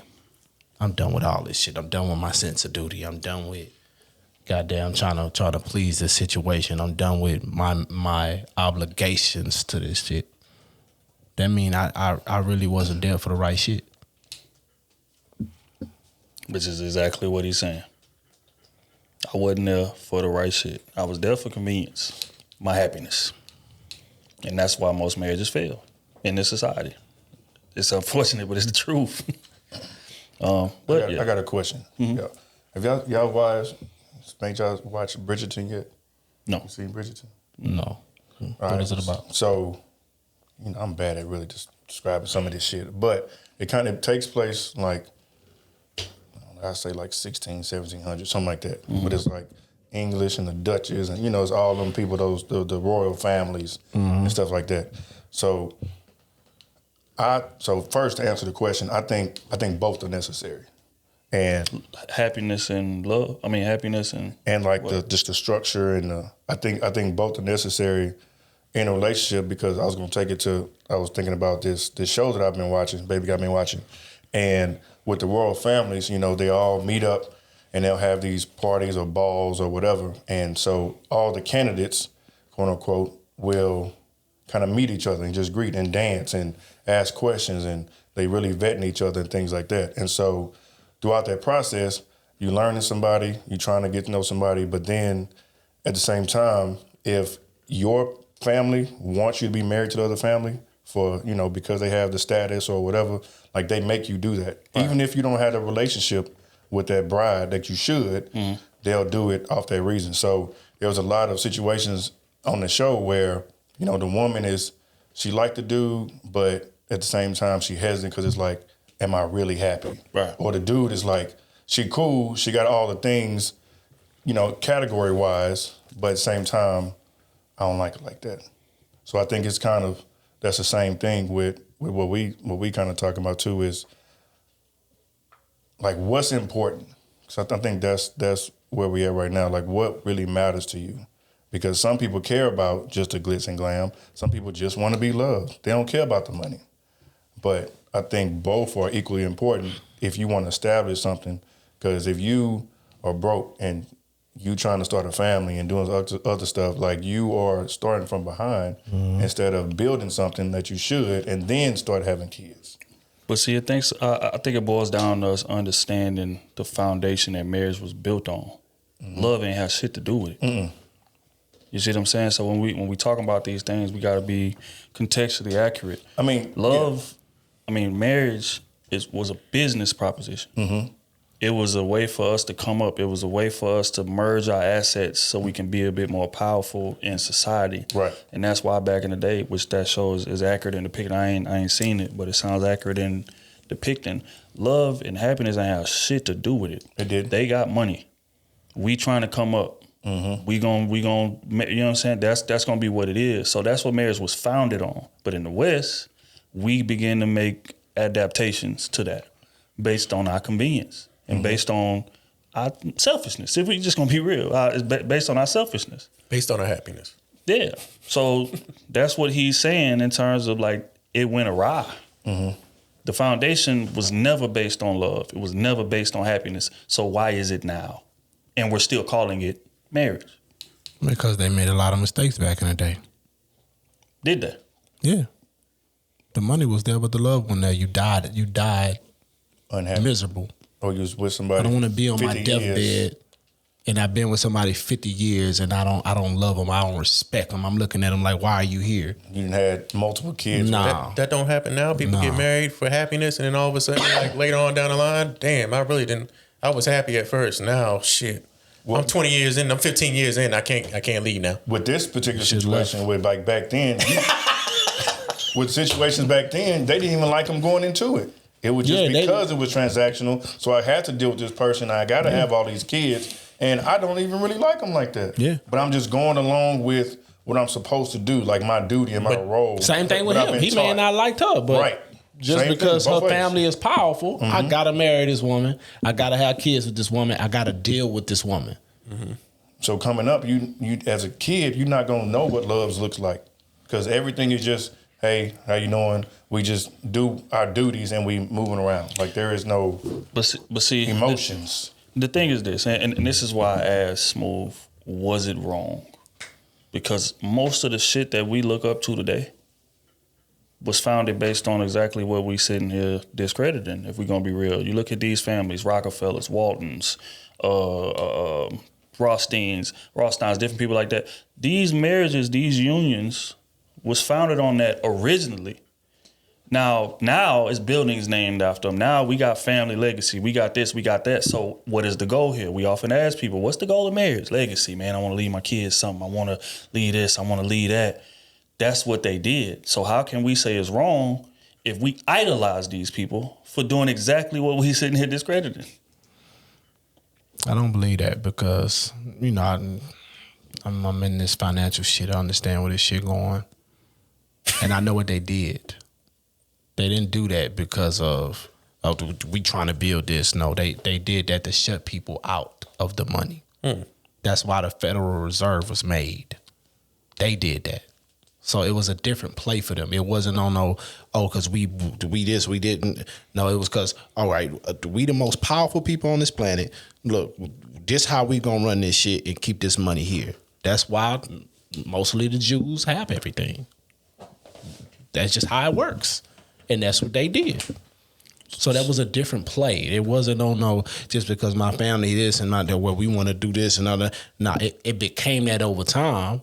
But the heads of their family that started it all was like, look, this is what we doing. And that's what happened. But again, this is my point. The thought process wasn't based on love and happiness. Yet, those families are uber successful. So what I'm asking is, how can we stand here today, look back and say they was doing shit wrong when we idolize what they built? I don't idolize what they built. You don't. Most people do. And I don't know if they was happy. Because from outside looking in, you can look at a lot of people's situations and be like, oh, they've been married 15, 20 years, man. That's real nice. But in them 15, 20 years, they've been catching hell the whole time. But to the outside world, they make it look like it's nothing. They make it look like they just been walking together in the same light. But again, we got to ask ourselves, would you rather be broke and happy in your marriage, or would you rather sacrifice and leave your family something? Because that's what it boils down to. When he's presenting this scenario, he's not saying, hey, void of happiness. He's saying priority. Which one is more important? And how marriage should be ran, love and happiness should not be at the top of the totem pole of importance. It shouldn't be. That's what he's saying. And those families and these long-lasting legacies that have been around years, the Gucci's, all these people that have been around for years, they relationships originally was not founded on that. It wasn't had shit to do with love and happiness. It had a sense to do with a business, something we trying to build. We trying to take over some goddamn market share, which you just echoed. We trying to get market share. That's what this shit is. This what this shit is about. And they were uber successful in doing that, clearly. Because like I said, people idolize them. They look up to them. We study them in the blueprints, Think and Grow Rich. All these books all these finance books people love to read. They reference them. They laid the blueprint for the shit. So how can we sit here and say that what they did was wrong? Because we don't know if happiness was involved. What difference does it make if I accomplish what I said my mission is? And even more so, if I accomplish what everybody who today says their mission is when it comes to marriage. Legacy. I'm trying to leave my family. I want my grandkids, my great-grandkids to benefit off the shit that I'm building. They did that. And love and happiness ain't have shit to do with their marriages. I wasn't thinking about no Rockefellers when I got married. Didn't even know who these niggas was. That's just a fact. That's a fact. Man, love more than the question, dog, man. I'm just keeping it a bean. Like he just said, this is what people want to be. Now, bro, when I got married, I didn't know nothing about none of them niggas. None of them. Didn't care who they was. None of that. But I knew I wanted to build a family. I knew I wanted to leave something for my children, if I had children and shit. And I knew I wanted my wife to have things. That was my 3 things that I wanted. You get what I'm saying? And obviously, I've done that. So I wasn't thinking about no other man or no other family or none of that type of shit when I was building my shit. I wasn't doing that. I was like, look, we happy? All right, cool. I'm happy. Let's go build this shit. You know what I'm saying? So now as you're building, have you read up on Rockefeller family and the because other they rich people? of and course. Have you tried to take some of their of course. Okay. Of course, because they showed us how to manipulate money and all these type of things. So of course I've studied them financially, but as far as like the marriage shit of this shit, I don't want to know nothing about their marriages. So you believe happiness should be number one on your No. I'm not saying that. But happiness should be high up there. It should be like top 5 in your shit. I don't think you disagree with what he said. Yeah, you don't disagree with what he said then. Because he didn't say... I didn't say I did. Yeah, I'm saying it should be a part of it. Yeah. That's all I said. It should. I'm not saying it's one or the other. I said it should be a part of that. But it shouldn't be number one. My happiness above all should be number one. Because then if that was the case, shit, everybody would be divorced and married a couple times. Oh, I thought you said you disagreed on the first. Oh, no. I don't disagree. I just don't agree with that should be the only thing. Now, your happiness should be involved in that because you shouldn't be standing next to somebody that you can't have a conversation with. You know what I'm saying? Or you shouldn't be standing next to somebody that we see all the time. People be married and they only married because they got kids together. But as soon as the kids all graduate or get out the house or whatever the hell go on and they obligations are filled, they hurry up and get a divorce and it's dead like that. You shouldn't have been married to this person for them years that you stayed. Even though I understand your obligation. I understand you was being who you was supposed to be to the marriage, a woman or a man. You get what I'm saying? But that's showing your kids for real, like your happiness shouldn't be taken into account. That's what that's saying. And I will never say that. Your happiness, it shouldn't be the end all be all, but your happiness should be taken into account. That's all I'm saying. Yeah, you just got. I think you got to think about like Trump when he out with his wife. She be trying to, or he be trying to hold her hand or something. Like you don't want to see that type of stuff in a relationship. You gotta like them a little bit. Damn. That's my only thing. So yeah, you gotta love them. You gotta add that somewhere now. But again, like he was saying, though, that structure, all that stuff definitely should be like priority in a relationship. So are you saying like?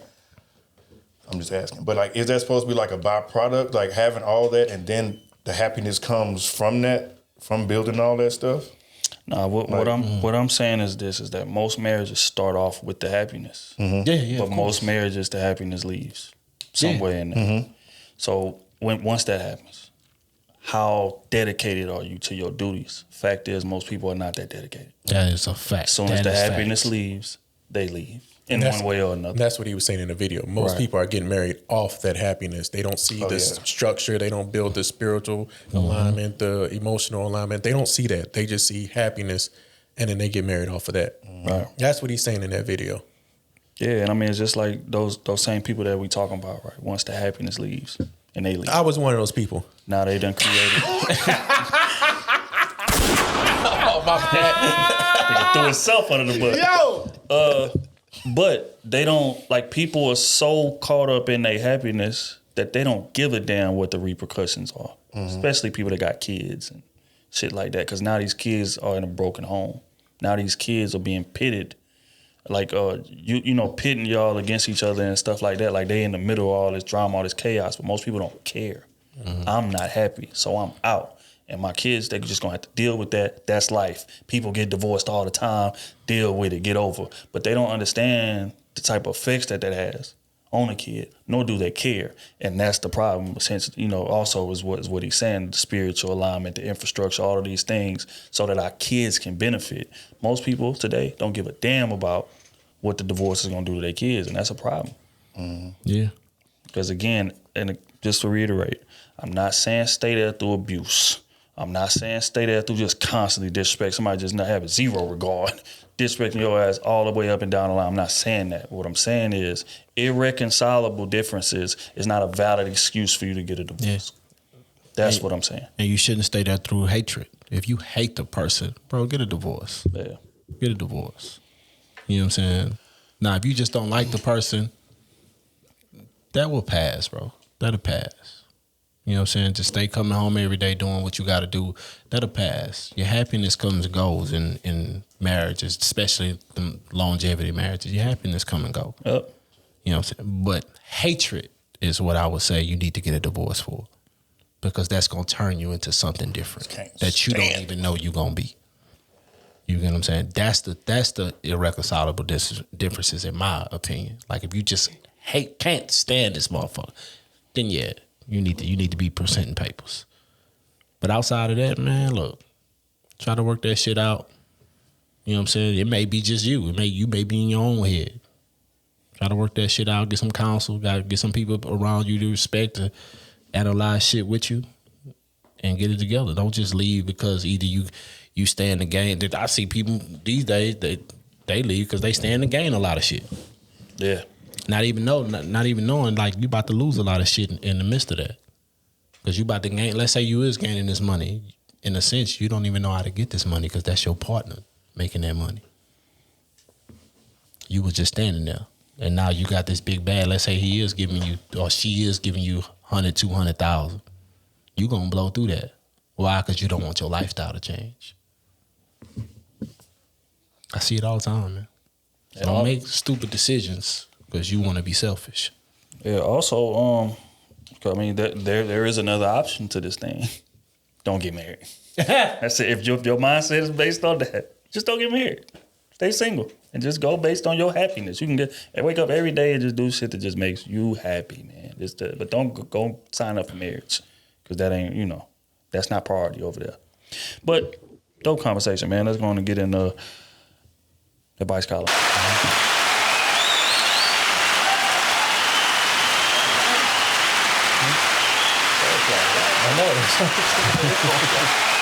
Oh, did we? I must have walked in the room. Did we say what episode it was? I think so. Did I miss my cue? You did. You always do. Cue. But damn, you always miss it. But it's you cool. always choking in prime time. The way I talk the way I talk. That's how you know we rusty. Niggas missed the whole intro. Jesus Christ. We doing it new now. We don't need Otis no more. Your Spanish wasn't Spanish anymore. Losing our listener count because you saying the wrong Spanish. So from now on, we bleeping it out. Nigga, did you just do the clap again? Yeah, because I got to bring it back. It's Patreon member that wrote, so we got to get a Patreon. They round of applause as well. But they want it to be anonymous, so it's only so much applause that we can It may get. not be who I think it is. Nah, it's Who is it? Let me go on and read it, man. I almost said their name too. Nah, what's good, Trill, Smooth, OT, and Kenny? I love y'all. Right there. You say I got put up.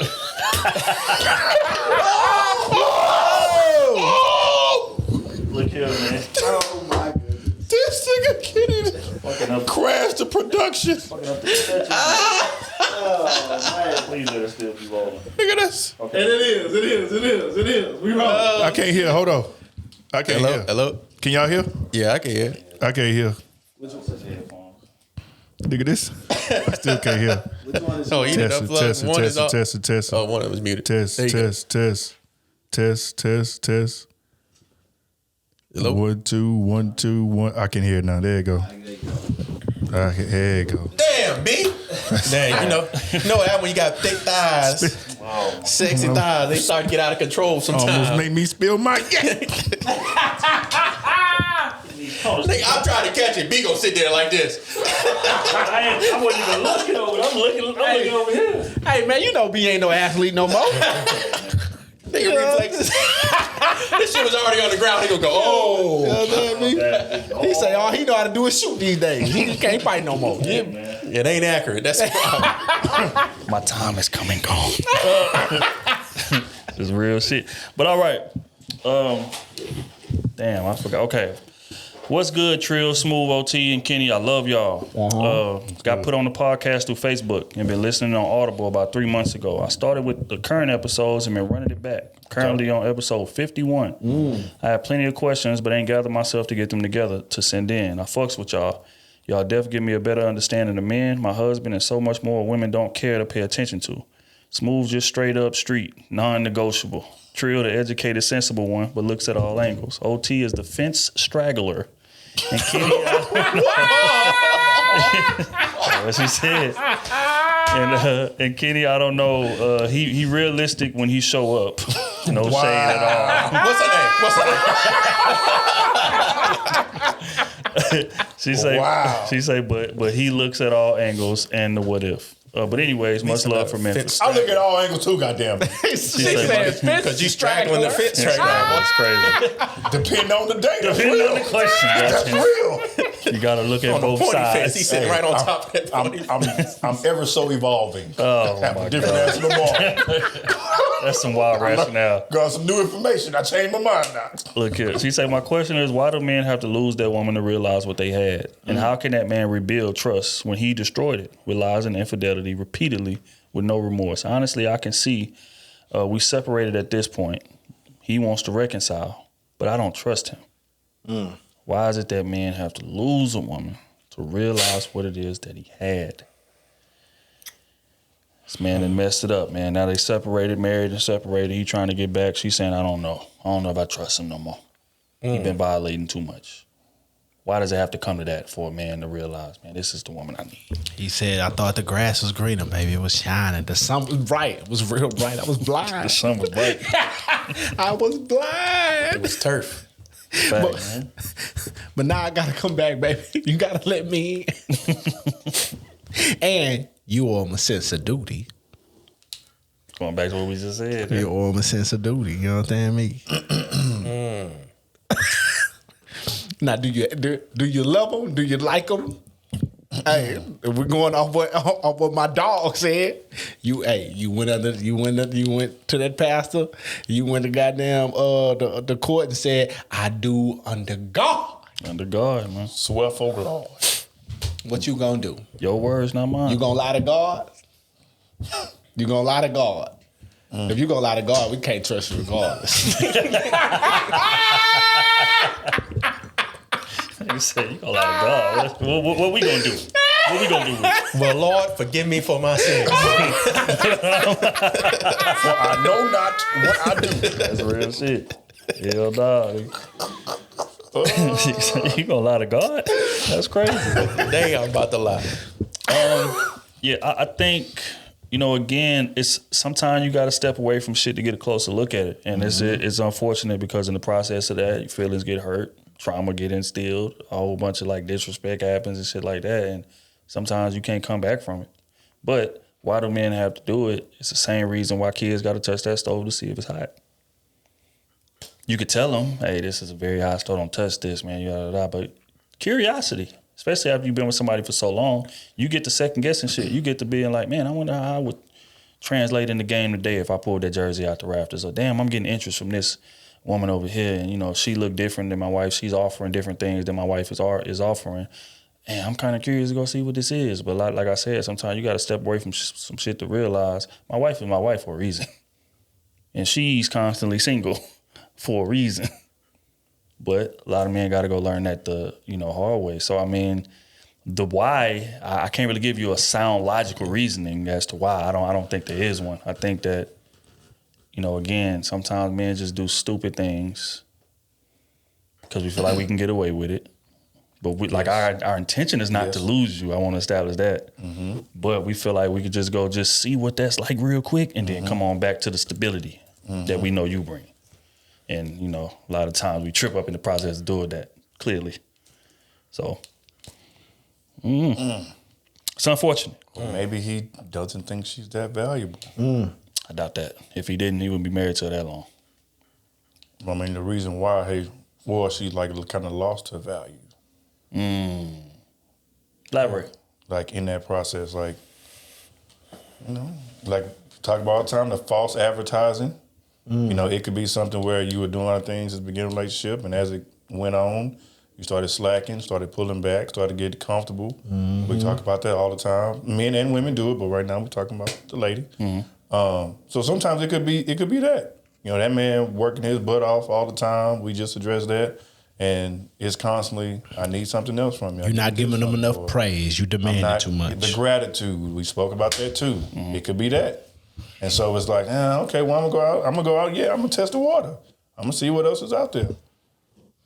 Understanding that all it takes is a conversation. Because she may just need to be talked to. Hey, baby, look, this is how I feel. You're not, I don't feel like you really love me. You know, I go outside and I get compliments all the time. You ain't complimenting me on my new cologne. And I just had it a week. You know what I'm saying? It's like, I done wore it a few times. You ain't mentioned nothing to me. I got a haircut. You ain't tell me last 10 times I done got a haircut. I step outside the door, though, I get complimented everywhere. Treated like a god. You feel me? So sometimes I may wanna, it might look greener because of what's going on outside of me. So sometimes just a conversation needs to be had on, if everybody's doing their job. Check-ins is necessary. How frequent? Every week or two on the cool. Just even if it's something light, you can have a serious conversation, maybe like once, twice a month. But I think just a little light check-in is definitely important because things always change. What does that consist of? Give me some specific line of questioning. Because if you ask somebody more times than not, hey, is everything all right? They're gonna say yeah. But give me some specific line of questioning that person can really draw some intel that I can use out of. Like for example, let's say, baby, you've been a little distant lately. Like, last couple of weeks you've been coming home, you go straight outside, you go sit on the patio. I see what you're saying. You may close your door to the room when normally we sitting outside watching TV together, even if it's doing nothing, we normally around each other. But now you just want to distance yourself a little bit. Like, is everything cool? Was anything going on at work? Anything going on with the fam? Like, is there some things that we need to talk about? I think it's just questions like that, trying to get to the bottom of it instead of be like, man, she tripping, or like, try to see what the hell going on. But also the other side, ladies, y'all can't play that emotional game where y'all just shut down or just play the silent game. Like, that shit ain't cool either. You'll have women that just come home and just don't say nothing. That's my type of woman. Hell no. Hell no. Shut up! God damn! No wonder my dog still single. Get down or lay down. Oh my God. Time you walk in the house, you be laughing at the mouth. He say you breathe too hard, Nick. Damn. I got my daughter talking to me. I got my son talking to me. Then you come in here with the same. Can I just get a break? My type of woman. My type of woman. You crazy, bro. Damn, you leave the house for work. She calling you 10 minutes later. God damn, I just left the house. She cares about you. I just missed you. Bro. Women love to talk. Hey, why y'all like to talk so much? Bro. No, they like to hear you breathe. They don't talk. They just want to hold the phone. Hold the phone, bro. Y'all done talked about everything for the day. You want to get off. Hey, you know what I'm saying? What you busy? We not talking. What you busy? I'm trying to be. I'm trying to be goddamn. I'm listening to my music. You messing up my whole vibe right now. I done heard 6 radio songs in the morning. You just spoke 2 words. And I'm still on this phone. What do you want? What do you want from me? Nothing at all. Just to talk to you. Dog. Man, y'all gotta start doing that bullshit. And then she mad that you don't want to talk. Bro. We ain't talking about nothing. Just breathing. Bro. Using up all my free unlimited minutes. Bro, women crazy, boy. Crazy. It's a cold game. I got other people to talk to. Like Shaniqua. Who actually has real conversations.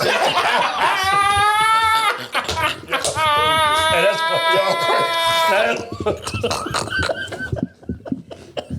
she actually got some shit to say. You need to get some lessons. Oh, shit. I'm just joking, y'all. These are just jokes. Just jokes. Just jokes. You don't feel like talking to me, man? No. All right, man. Shut up. You're going to be so, Please. so honest. There's only so much honesty you can give. Honesty is a dangerous game. They be asking for it, but honesty is a dangerous Man, What do you want from me when I come home? Hey, to suck. You want me on something? Hey, shut up. Just do that.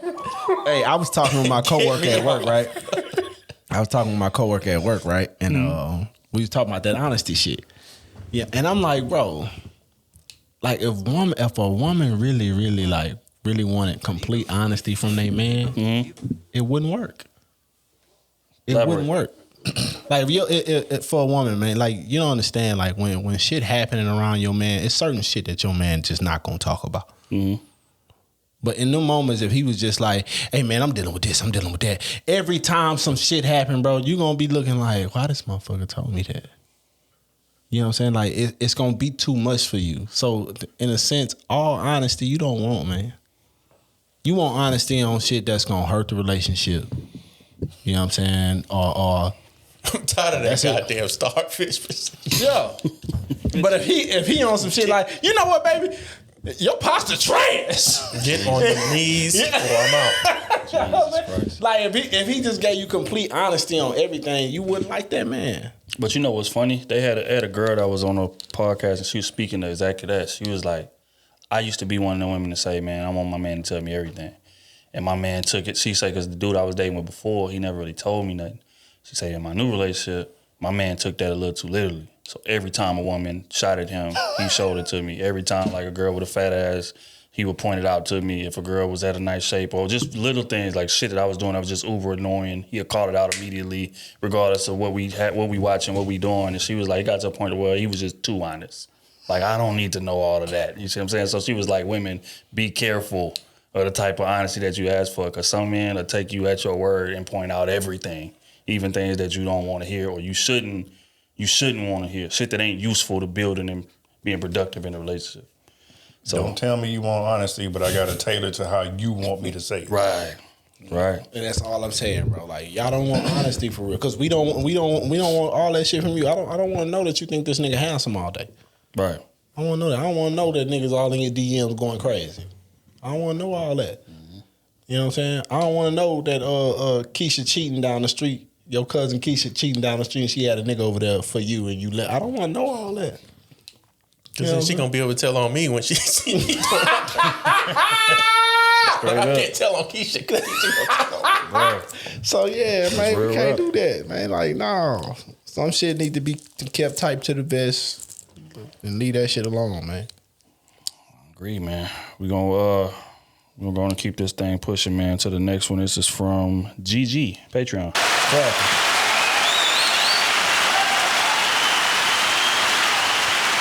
GG says, hey, Krew, I'm so proud of the major growth I've seen over the past year. I would love to get your thoughts on this topic. Now, she sent us a video. We're going to go on and play this thing. And hopefully it play. Yeah, Appreciate your GG door. It's our reaction. Well, she ain't even really feeling you like that. Like, man, I ain't competing with no no won't you? I don't want a nigga nobody else compete. Listen, I don't want a man that is accessible to everybody. Right. But you don't want that nobody else won't. Yes, like why the I want you if nobody else Nobody else wants you? Like somebody gotta want the nigga. Yes, absolutely. Yeah. I need a I nigga just feel who like if get I want bitches. you, everybody probably wants you. That's how I feel about it. Damn. So you top tier like I just feel like that. I assume every woman likes him too. That may not be true, but I don't want a man that all these other women's don't want. What's the point?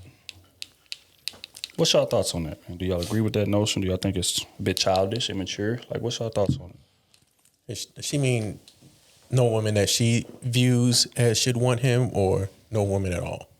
Basically saying this man ain't got no hoes chasing him. Because what if he got, maybe they fours, they ugly looking chicks, and she like an 8. Hey, would she still want him, or? She said, if the women ain't chasing him, I don't want them. I think it varies on the type of woman that's chasing him. But that's what she said. We don't know the type. She said, if the women don't want him, ain't chasing him, I don't want him neither. That's wild. But then you want this man to be undoubtedly faithful to you. Don't see nothing else. None of that. Like you setting yourself up. They don't want you to have too many hoes, but you can't have none of those. You know what I'm saying? You sabotaging yourself. You want your man to sabotage you. Hey, look, man, hey. You want your man to treat you like a second option? Third option? That's what you saying? Because what if one of them chicks chasing him is finer than you? Offer more shit than you. It ain't no what if. It's gonna be at least 1 to 2. Yeah, I'm saying. Or 10, depending on. I'm just playing. Go back to the competition. Women like competition. Like a man, man, you can find your woman that is low key, nobody really know about her, but she bad to you, and that's all that matter. Mm-hmm. But a woman, she needs some competitiveness from you. She need women looking at you while y'all together. She needs some women in the DM or the text message so she can look through the phone or wondering what's going on. Women like being on edge, bro. I don't know what's wrong with them. And want to cause chaos, bro. Women want to cause. I don't know what the fuck. Want to cause chaos, bro. Hilarious. You want to destroy your own happiness. Now look, the last thing you just said, the girl was like, "Oh shit," he was showing me all the girls that was DMing him. That's what you fighting, because you want your nigga to be highly desirable by other women that you don't even want to know what's going on, or you would take offense to if he started talking to one of them. He basically telling you, without telling you, that you better keep stepping your game up. You understand me? You better stay on top of your game at all times. You see what I got in my phone? Goddamn me. Basically, yeah. That's what I'm saying. But yeah, I think it just boils down to the competition piece. Women are constantly in competition with each other. Men don't necessarily operate that way in terms of our relationships. And we operate that way with other shit. Sure, cars, clothes, jewelry, shit like that. Like, we always competing with each other from that point of view. But in terms of a woman, man, I don't give a damn who like my woman. If I feel like she fine as hell and I feel like she bringing everything that I need to the table. Because for one, niggas don't even try to show their woman off like that online.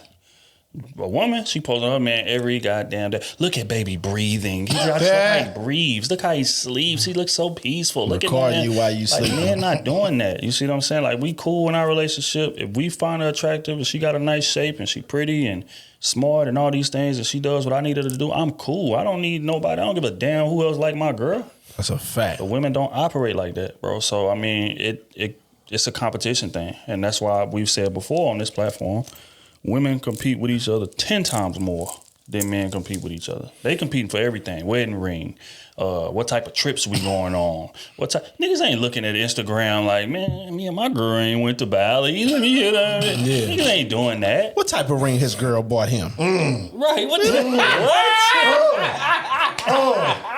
doing that. So, come on, bro. Again, women constantly comparing and contrasting, so much so that oftentimes it proves to the detriment of y'all relationship. That's why y'all relationships don't last, because y'all ain't built the guideline for how y'all gonna run it. You looking everywhere else to try to create it for you, and that's why y'all relationship ain't built on shit.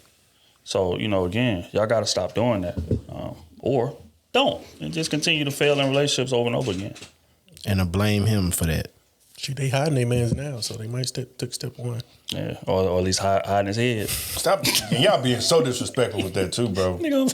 One girl called up here with Kelly. Either cut his head off or put emoji. Bro, I seen a video of this girl, bro. It was like 60 seconds, and she was on a trip with a dude, but all you seen was pieces of him. Like, you seen an arm. Of course. You seen a chest of him, a leg of him. You know what I'm saying? His arm was sticking out. She had his arm like this here because he had a little bit of tattoo, so she didn't want to show it. So it was just like a little cup. Bro. But she knows she's sharing them. Bro. Nope, she don't want that competition. I'm not going to say that. She doesn't want that competition. Does she not want the competition, or is she scared? She don't want the competition. That she's being competed with. Because if she shows them too much, then she's going to have competition. You know, say they want competition. Now, if she stops showing them now, it's a problem. What is it? What y'all want? I know you. Y'all want to be on IG? You the munch. You the munch. That's a wild. He was eating me out, girl. Wow. But I mean, we done seen baby showers to where you don't see the dude there. They ain't putting the dude on camera. They ain't doing none of that. You see what I'm saying? But it's for what you just said. It's insecurity. Why? Because they know good and well As soon as the other chicks see they man, they shooting.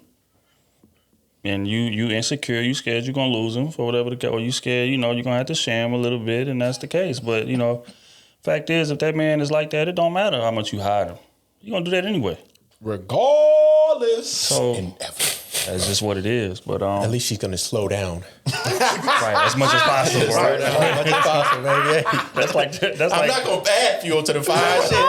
It's gonna smolder. It's gonna smolder on its own, goddamn. But I'm not gonna throw no damn fumes on that bitch. Let it blow up. That is equivalent to you being on a boat to the middle of the ocean. That bitch got a hole in it. Till you sit there with a cup trying to get the water out of that bitch. You can scoop that cup as many times as you want. She say how fast the leak is. That motherfucker is going down. You hear me? Take your shirt off, try to stuff it with the hole. Right. Where's the end destination? How big is the cup? How big is the hole? Yeah. See, that'd be the thought process. That would get him fucked up. Hey, shit, can I make it to land with this cup? See, if I just let it keep on going, not pouring no water out, I'm gonna have to swim to land. I might be able to make it to land. Your ass ain't gonna with make a boat full of water. You in the middle of the goddamn Pacific. You ain't gonna make it. It's over. You out there with that cup. Like I say, if that man... I could boil the water and then drink it. Nah, nigga got a stove in the middle of Hell no. Hey, but we laughing, but that's their thought process. Using the analogy we using. For those who don't get the analogy, let me dumb it down. What I'm saying is, the man, if he's gonna go out there and fuck with these hoes, he's gonna do that, sweetheart. You trying to hide him is you scooping water out of that boat with a cup. That boat is going down, regardless. It has a hole in it. It's over. You understand me? You scooping don't mean shit. Get on another boat that doesn't have a hole. You hiding the man ain't doing shit but prolonging it. But it's coming. It was the only boat left. Crazy, man. It was the only boat left. It's Six crazy, of them bro. got on. Six of them got on that one boat. The boat looked good at first. I didn't see the hole. The hole was patched up. What's going down now? Somebody sprung a leak. Somebody's trying to leak. Now what? What am I supposed to do with a sprung leak? Hop in that Gotta water get and a try to gun. swim, baby. Try to swim. Yeah, you ain't gonna make Let me it. cup it out. While Try to I'm swim. paddling in the boat. That motherfucker going down. Oh man! If you fall, you better pick your ass up. If you can't swim, you bound to drizzle out. That's real rough. All right, man. That's the classic, right? That's a classic. Last one of the day, man, is from One True Diva. Get out the Get out the game. If you can't you got to get out the game. Hey, I swear I thought they was like, put out the jump rope. And he was cooking too. That's the wild shit. He was cooking in there. All right, man. So One True Diva, man. Patreon. Oh man, I thought they was about to put that nigga on the hood, man. That's crazy. All right. She said, why is it a man could be so dismissive of what his woman tells him? He will come back to telling his woman some information as if he's telling her something new. And she's the one who's been telling him the same damn thing for 6 months now. How is it that a man could be so dismissive of what his woman tells him? and then he comes to a realization a few months later? No, yeah, but he come to the realization to come back, try to present it like it was his original idea. Mm-hmm. She done been telling him this shit the whole time, but She he don't dismissing trust what she say. He don't trust her judgment. That's all that is. I wouldn't say not trust. And he don't trust her counsel. Sometimes it's just lack of understanding, because you may have to have it presented in a different way in order for you to receive the message. For 6 months. Yeah.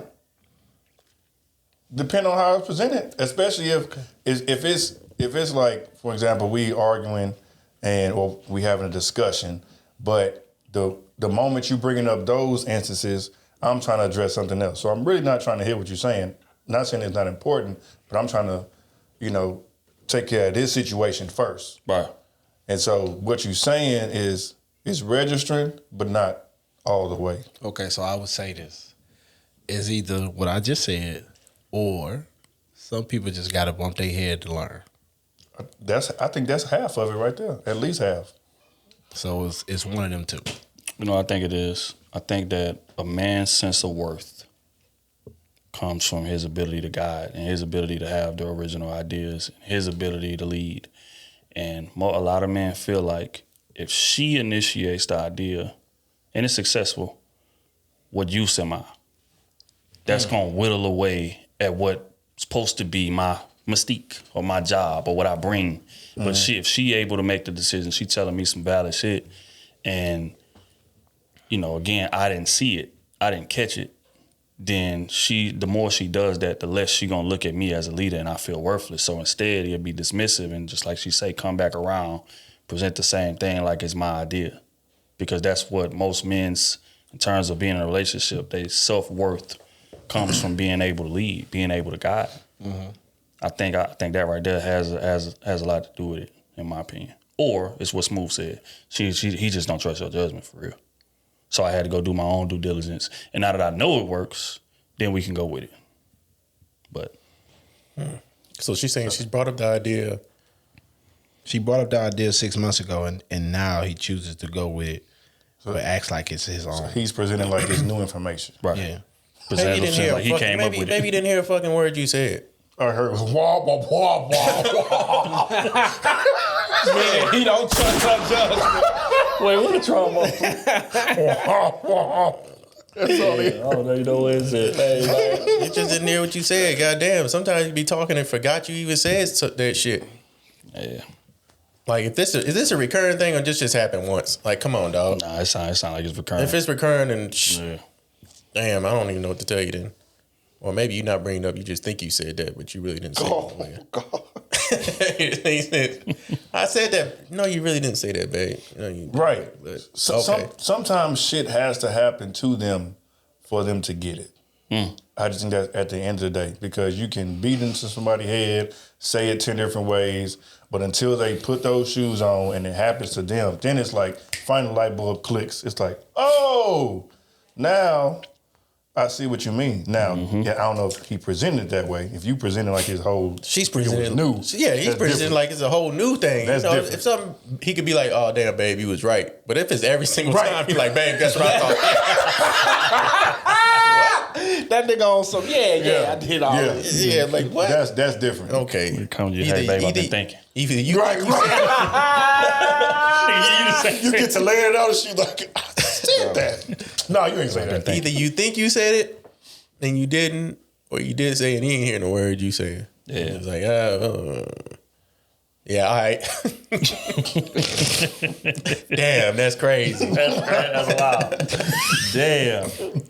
Yeah, man. So I think, again, I think for one, this should be communicated to him. I feel like, but for real, man, like a lot of dudes got insecurity as far as like them being able to lead. That's why like a woman that makes more money than a man typically ruins the relationship. Like a lot of those relationships don't make it for that very reason, because a lot of men feel like the only thing I can bring to this relationship is my ability to lead and my money. And if you make more money than me and you just as smart as me, then I don't feel like I have a place here.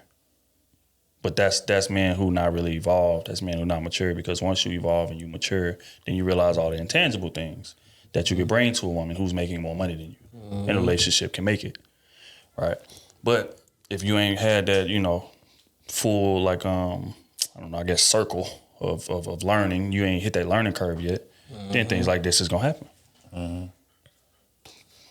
Again, that's why I say maturity ain't got shit to do with age. It's an experience thing. So you're going to have to talk to this man, sit him down, let him know your grievances, and say, stop doing that. That is making me feel the way. I feel like you're just missing what I'm saying, or you're not listening. Either way, it's an indictment on how you treat me in this marriage, and this shit ain't going to make it if you continue. I feel like he don't see you. If it's always happening, if that's the case, he don't see you. And that's a big problem. And you don't even recognize that he don't see you for real. And y'all need to get on the same page as that. That's it, man.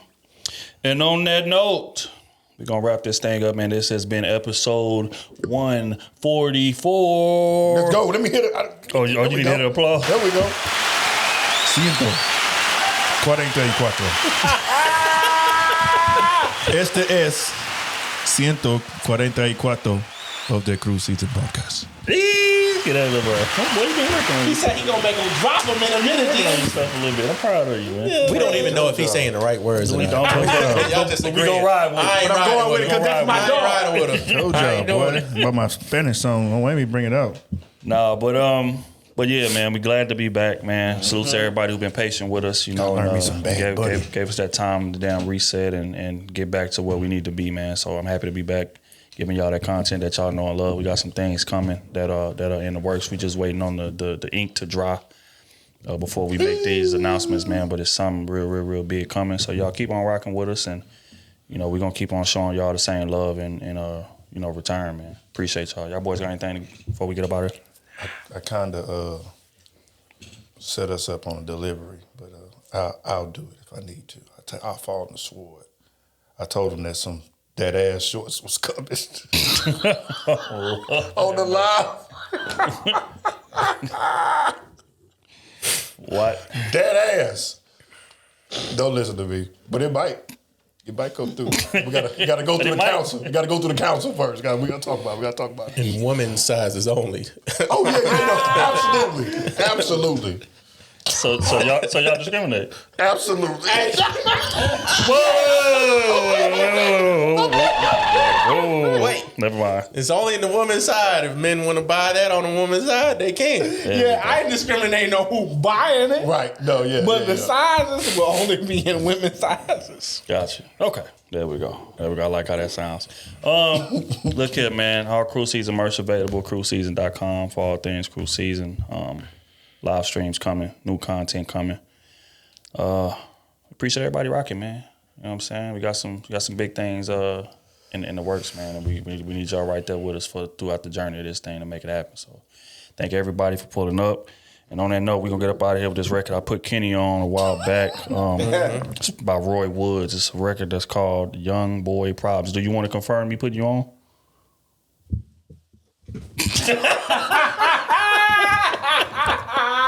They don't like these niggas, man. No, it's if it wasn't for us, B Library be full of Dirk and Young Boy.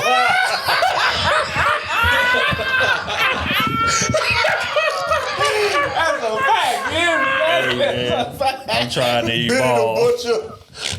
Hey, man, I'm trying to evolve. Man. Patience. Be patient with me, gang. But yeah, man, it's a record by Roy Woods. It's called Young Boy Problems, man. We appreciate everybody for tapping in. We are gone.